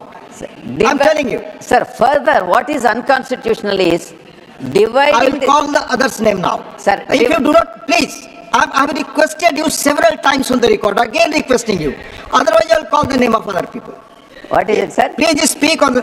मैं किसी और का नाम बुलाऊंगा. अगर आपको बार-बार मैंने कई बार रिक्वेस्ट किया है, आप चेयर की. Sir, I have only few points, sir, 2-3 points. But on the constitution. On the constitution. This Yes. Otherwise, what is unconstitutional? I am explaining to you. I also know, and you also know what you are speaking. The House knows it. Please, Vijay Sai Reddy. Otherwise, I will call the name of other speaker now. Sir, please. Sir, shall I ask you one thing, sir? No, sir. You speak on the subject. My request That's is that the subject only, sir. Yes. Sir, whether dividing the society on caste and religion basis is unconstitutional or not? You speak definitely unconstitutional. Yes. That is what they are doing it, sir. Right. And secondly, another point, sir. The cases that have been filed, during the earlier regime runs to lakh crores of rupees, which have been public money that has been swindled. And those cases are being withdrawn now. The same person. Please speak sir, on the subject. How is it possible? Is it not unconstitutional, sir? Please. Suppose if I become a CM and withdraw cases after I become CM, is it not constitutional or unconstitutional, sir? CM के बारे में discuss करने के लिए 87 में clear ruling है. जब तक आप सब्सटेट करें ऑनरेबल चेयरमैन का परमिशन लें. Whether it is CM or minister or anybody for that matter, sir. No, sir. There are rulings for it. No, you cannot speak on those subjects. Withdrawing cases on himself will be unconstitutional. I will call the name of no other person, please. Sir, if you don't allow me, I can't do anything. You have to follow the rules. You please speak on the subject. Sir, what is unconstitutional is withdrawing cases. Please speak on the subject. Just because I have an authority. Speak on the subject. Just because I have an authority to power to withdraw cases, I can't resort to an unconstitutional practices. Vijay Sai Reddy ji, you speak on the subject, please. Sir, if it is not subject, sir, if your good self feel that it is not a subject, no, sir, there are rulings. There are rules and procedure. Thank you, sir. Thank you very much. If you feel that it is not a subject. No, I am not feeling. आप जो कर रहे हैं house की rules है, rules है. Please, you are not following those. मैंने अनेक बार रिक्वेस्ट किया आपसे. Please. Discriminating one particular district is also unconstitutional as against a total number of districts. And sir, not being able to control and increasing the women crime against the women is also unconstitutional. That is what is happening in the state. I am not referring to anybody, but particularly. Sir, and when the floods have come in Vijayawada, the statement that has been given by the state government is that all of a sudden it has come, and we have 24 hours advance notice. However, we thought that evicting so many people in one go in 24 hours or 8 hours time is impossible. Therefore, we have allowed them to stay, and so many people have died. It is a natural calamity. Is it constitutional? That is not what is constitutional, sir. And every effort should be made by the government. Be it 24 hours, whether we have 24 hours or 48 hours, to the extent possible. You have government machinery on your hand. To the extent possible. If not all the citizens, every effort should be made. That is what the Conclude, Constitution Vijay Saiji. Your time is already over. Thank you very much. Thank you. माननीय श्री देवाशीष सामंतराय जी, आपका term आएगा तो आप बोले please please please no. माननीय देवाशीष सामंतराय, सिर्फ आपकी बात रिकॉर्ड पे जाएगी. No other talk. Not going on record. Please take your seat. So my light is not yet on. Yes, it's on. No, sir. See, it's already on. 2 mics are on. From here I am seeing, please. Miss That's not mine, sir. Devasi Samantray. That is not mine. You can come to that. No problem. No, I can't move from my seat. Please, please. Thank you, sir. कम से कम मेरा right light तो जला दिए. Please. Sir, I thank you. I thank the chair for this opportunity to speak on the Constitution of India. At the outset, we all know here that it was based on the diversity and the multiplicity of this country, from north to south, from east to west, many languages, many habits, many food habits, many forms of art.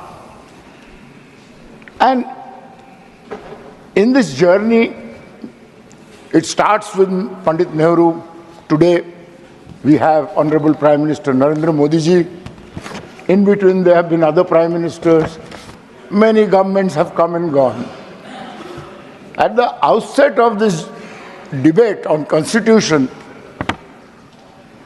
I've been hearing the Lok Sabha speeches, the Rajya Sabha today also. It's basically a boxing round between the Congress and the BJP. And here all the other regional parties have been forgotten. So there have been black spots in this journey of our Samvidhan. Okay? You spoke about the black spot during the emergency. It was unconstitutional. That many agree.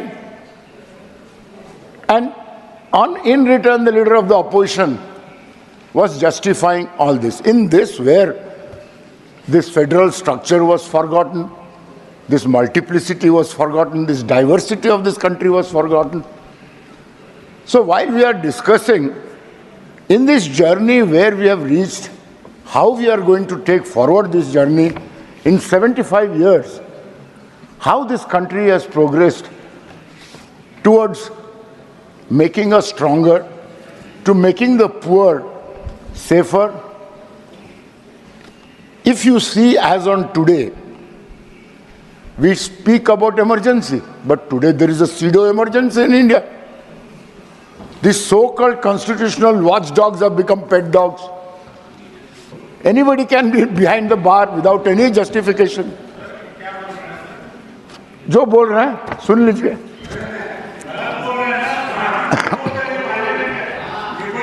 एक नहीं ये भी कोई आपके प्रदेश नहीं है. समय खत्म हो रहा है. देखिए, सच बात बोलने से इनको जल जाता. आप इधर बोले, विषय पे बोले. मैं बोल रहा समय खत्म हो रहा है कि आज इस कॉन्स्टिट्यूशन का हालत क्या है. जिसको डालो कोई जस्टिफिकेशन था, कई चीफ मिनिस्टर्स को लेके डाल दिए, फिर बेल नहीं दे रहा है. क्या रीजन क्या है? तो जरूर ये एक किस्म का इमरजेंसी चल रहा है इस देश में. और जोर से ठोक के बोलूंगा. सो आप बोले प्लीज. मैं बोल रहा हूं. बोले ठीक है. Sorry, maybe I have hurt your sentiments, but it's fine. In this whole journey, the federal structure was not mentioned. Thanks to Trichy Shiva, he did speak about it with Tamil Nadu. Here we have Odisha till recently it was being ruled by regional parties for 5 terms. Navin Babu's BJD ruled the state. Now we have a different government, we accept it in this democratic structure. But you know, the neglect of states, we are supposed to have an inclusive center-state relationship to have this constitution being healthy. It is not only about favored states where there is a double-engine sarkar, that they get favored. And there, even in Orissa, is frequently visited by disasters. And to mitigate this disaster, we have been always seeking the center's help. But you know, each and every time we have been refused. As if we are not part of this federal structure. As if we are not part of India. But we have implemented our own schemes on our own. They talk about empowering women. Navin Babu has empowered 1 crore women under Mission Shakti.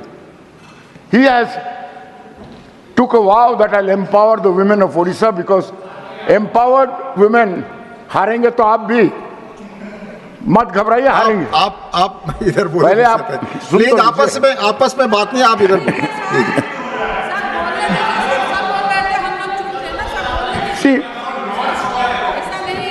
Sir please speak. Sir, ये जब अपने chair पर बैठकर please ना comment करें, please. आप बोले. When we spoke about empowerment of women, we proved it also. Not only empowering them through Mission Shakti, even in the 3-tier panchayat system, Navin Babu brought a 50% reservation for women. And no mention of the empowerment of women. And today, I don't know, the parliament has approved the 33% reservation for women. If it will see the day of the light of the day, I don't know. So these are my observations in this journey of our Samvidhan, which somewhere has gone out of the track. And none of us are willing to address it. I think finally, ultimately, cutting across party lines, who has achieved what, who has done what, who has corrected the constitution, I think it is our responsibility of the members of both the houses, to keep this constitution healthy and vibrant and for India in its diversity and multiplicity. Thank you, sir. Thank you, माननीय देवाशीष जी. माननीय Shri A.D. Singh ji. माननीय Shri A.D. Singh. Thank you, Deputy Chairman, sir, to give me this opportunity to speak on this Constituent Assembly debates. What Dr. B.R. Ambedkar said in the concluding address of the Constituent Assembly, we are entering into a life of contradiction. In politics, we will have equality, and social and economic life, we will have inequality. How long shall we continue to live this life of contradiction? This is becoming very true, more so in the last 10 years. The preamble to the Constitution is the most eloquent chapter of the vision of India.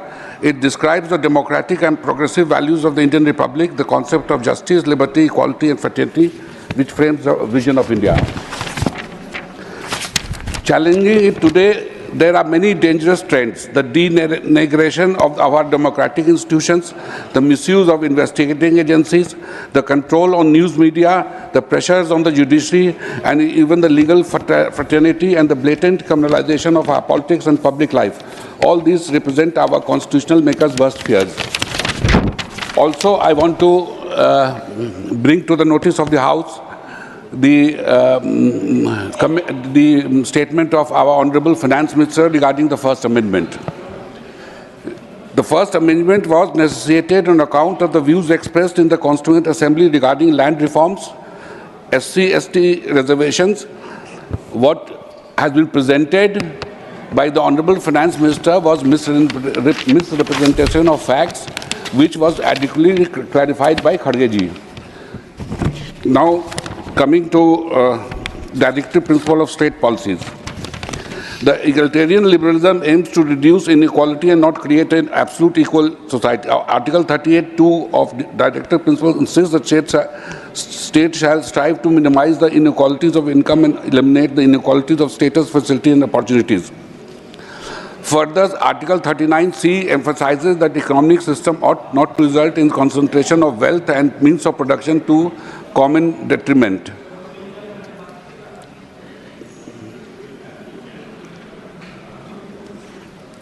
Please continue. Further, I want to bring to the notice of the House that how the Act of 1991 regarding the places of worship have been violated. There were some sensible comments by Shri Mohan Bhagwat ji advising fraternity that there is no need to go digging each and every mosque to find out a temple there. It seems that everybody has forgotten his advice and there are new disputes pertaining to mosques and dargahs in Sambal, Ajmer, Badaun, Dhar. The places of worship Special Provision Act of 1991 has put a full stop on questioning any place of worship as it existed on 15th August 1947. Of course, the Ram Janmabhoomi was made out an exception in view of the ongoing dispute. However, of late, it has been seen that many lower courts are passing orders for the survey of mosques by bypassing the Places of Worship Act. The recent Sambal Sahib Masjid controversy is a cleverly engineered conspiracy to keep Hindu-Muslim pots simmering. The way the petition was filed and the speed with which the survey was ordered all raises question about the sanctity of the due process. कहना चाहता हूं मंदिर भी ले लो मस्जिद भी ले लो इंसान के खून से मगर अब न खेलो. Regarding Viksit Bharat, what the Treasury benches have always repeated. Now I just want to know the Viksit Bharat relates to India or Bharat, because we have two Bharat, we have two sections of the people. 6-7% are the people in the organized sector who benefit for everything, and about 93-94% of people are in the unorganized sector, mainly farmers, landed, unorganized labor, whose position is becoming bad to worst. And if you see the number of billionaires which are increasing in India, I think it has reached from 9 to about 120 today.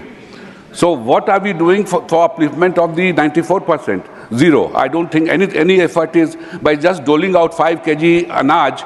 I don't think they want employment. They don't want free anaj.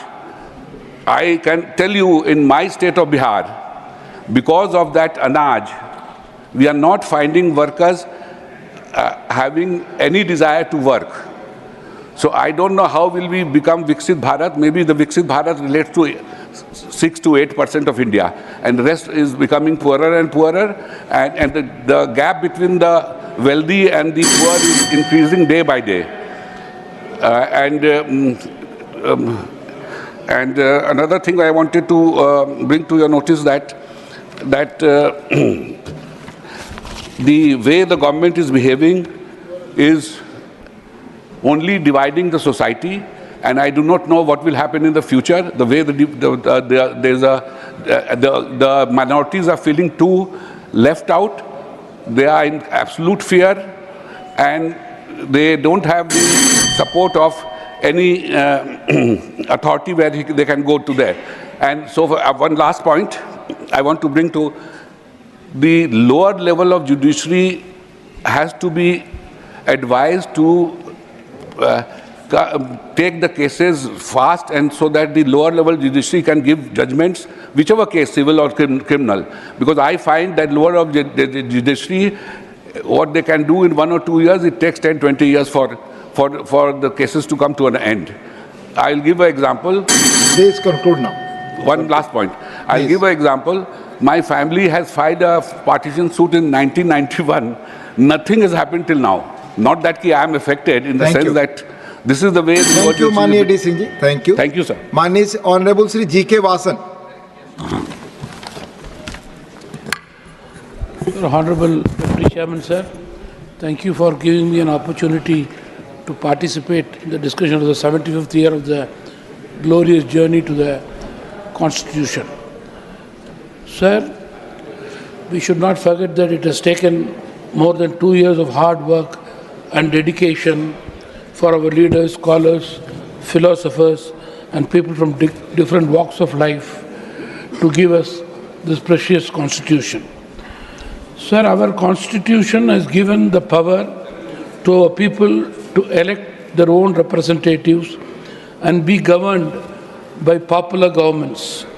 As a result, sir, today we have a stable government in the country, elected for the third term, under which the constitution is safe and secure. Sir, Winston Churchill once said, "No constitution will hold India together because of its divisions, differences based on religion, caste, community and language." His thoughts and thinking has completely proved wrong, sir, because we are proud as a countryman. We stand united after 75 years of adoption of Indian Constitution. Sir, India is growing stronger day by day.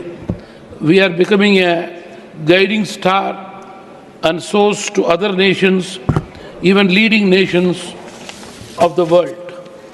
Sir, this is possible only because of our leaders.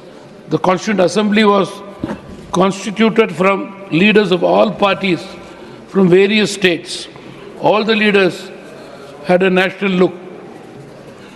That is the reason drafting committee had given an excellent and extraordinary document to the country. Sir, our leaders examined two important aspects before drafting constitution: stability and accountability.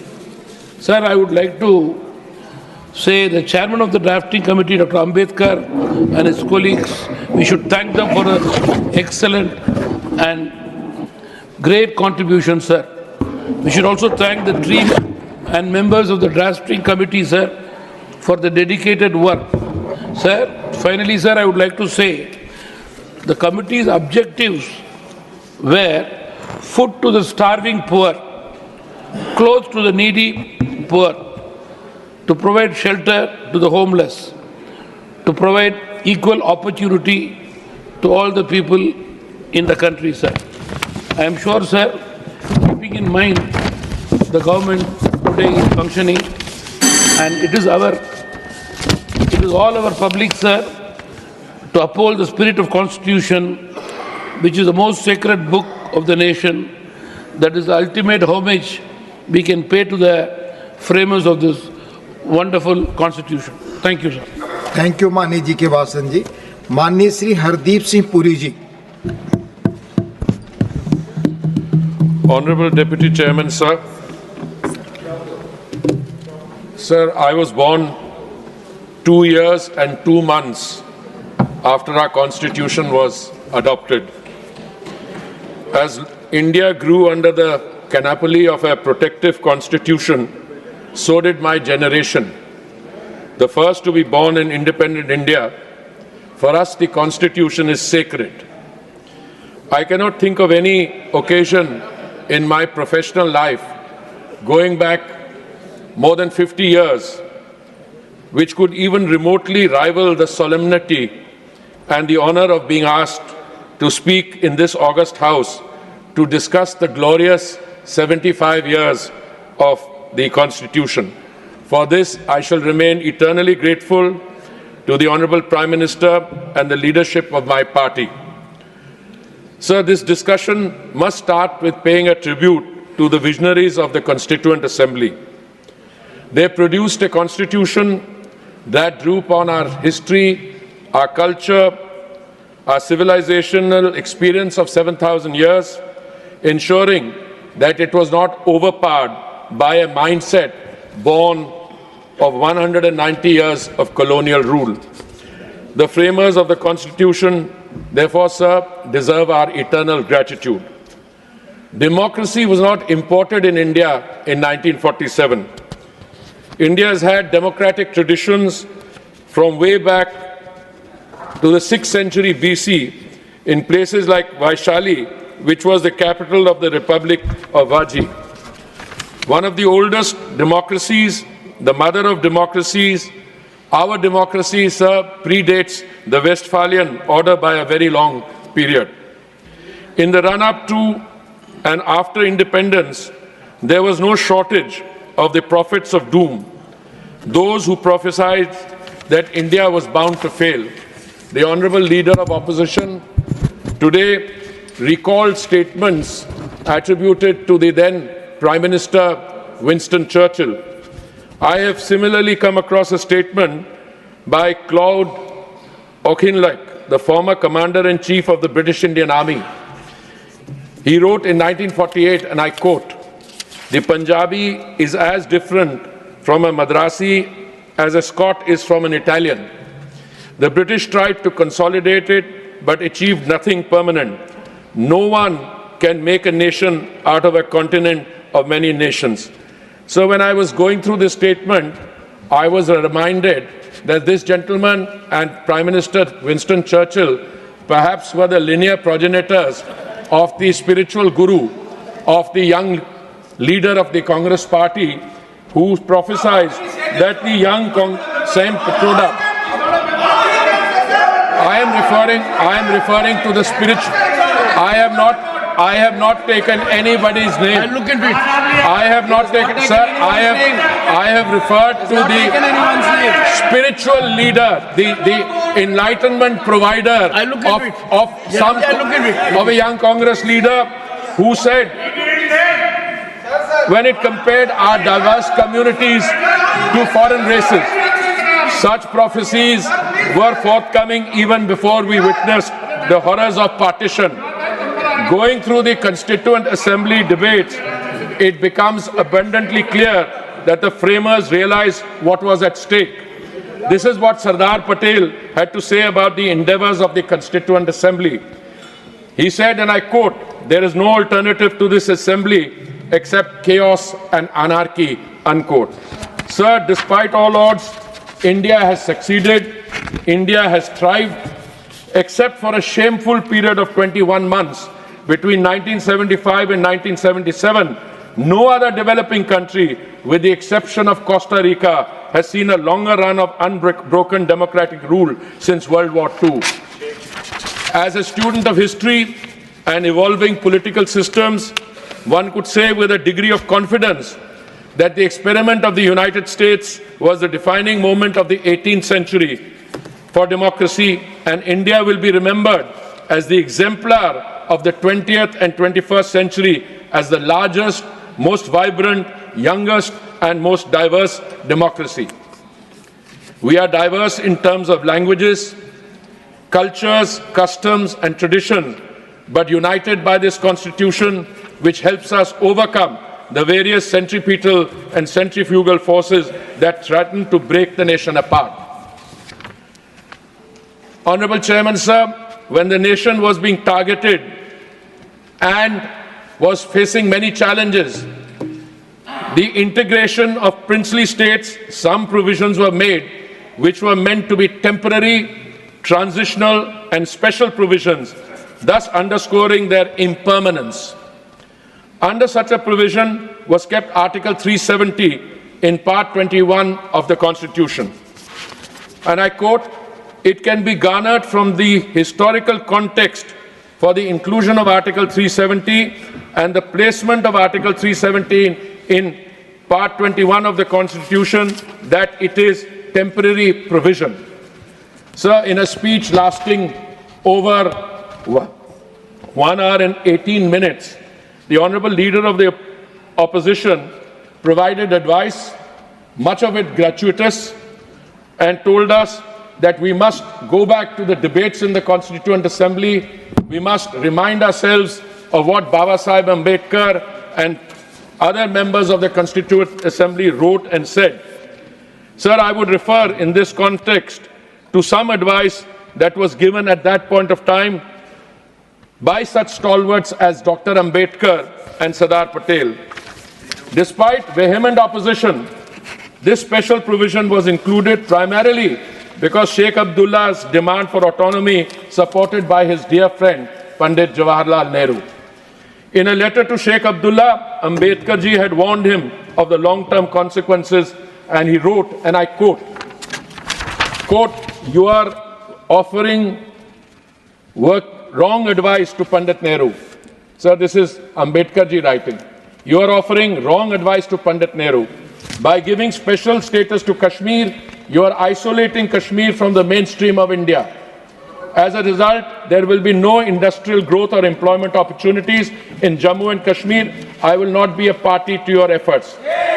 This was the only provision in the Constitution whose drafting Baba Sahib Ambedkar did not oversee. When the Constituent Assembly passed Article 370, then numbered 306A, Ambedkar stayed silent. Sir, even Sardar Patel was shocked at the leeway given to Sheikh Abdullah and his colleagues. In a letter to Gopalaswamy Iyengar, discussing Sheikh Abdullah's objections to the applicability of fundamental rights and directive principles of state policy in Kashmir, Patel wrote, and I quote, "You realize the anomaly of the state becoming part of India and at the same time not recognizing any of these provisions. Whenever Sheikh Sahib wishes to back out, he confronts us with this duty to the people," unquote. Patel then goes on to add sarcastically, "Of course, he owes no duty to India or to the Indian government. In these circumstances, any question of my approval does not arise." Madam, I have quoted both Baba Sahib Ambedkar and Sardar Patel only because the leader of the opposition, in a speech lasting 1 hour and 18 minutes, gave us gratuitous advice that we should go back to the writing of these stalwarts in the Constituent Assembly. I submit, Madam, that the Congress abdicated its responsibility to the Constitution with regards to Kashmir. And I say this with all emphasis. They betrayed the framers who inserted this article with a clear expectation, to quote Iyengar, quote, "that Jammu and Kashmir will become ripe for the same sort of integration as has taken place in the case of other states," unquote. Madam, what should have been a transitional provision ended up assuming a permanent character for nearly 70 years because the Congress lacked the courage to act. Article 370 was an anomaly, an aberration, a fracture in the constitutional body politic of India. It militated against the very idea of India. A land that holds special significance in Bharat's history, going all the way back to Rishi Kashyap, became almost alien to India after its independence. Its residents, some of whom trace ancestry back to the Vedic ages, did not enjoy the same fundamental rights that the rest of their countrymen enjoyed. They had no rights, no education, and no jobs. Madam, the SC/ST communities there did not enjoy benefits of reservation, and those provisions and laws did not apply to them automatically.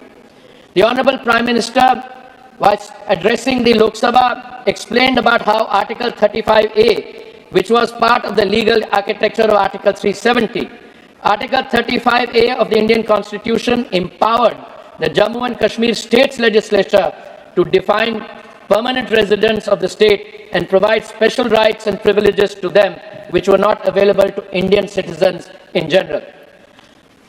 Madam, it needs to be stressed that Article 35A was not included in the Constitution under Article 368. It was implemented quickly and quietly by a presidential proclamation in 1954 without being tabled in Parliament.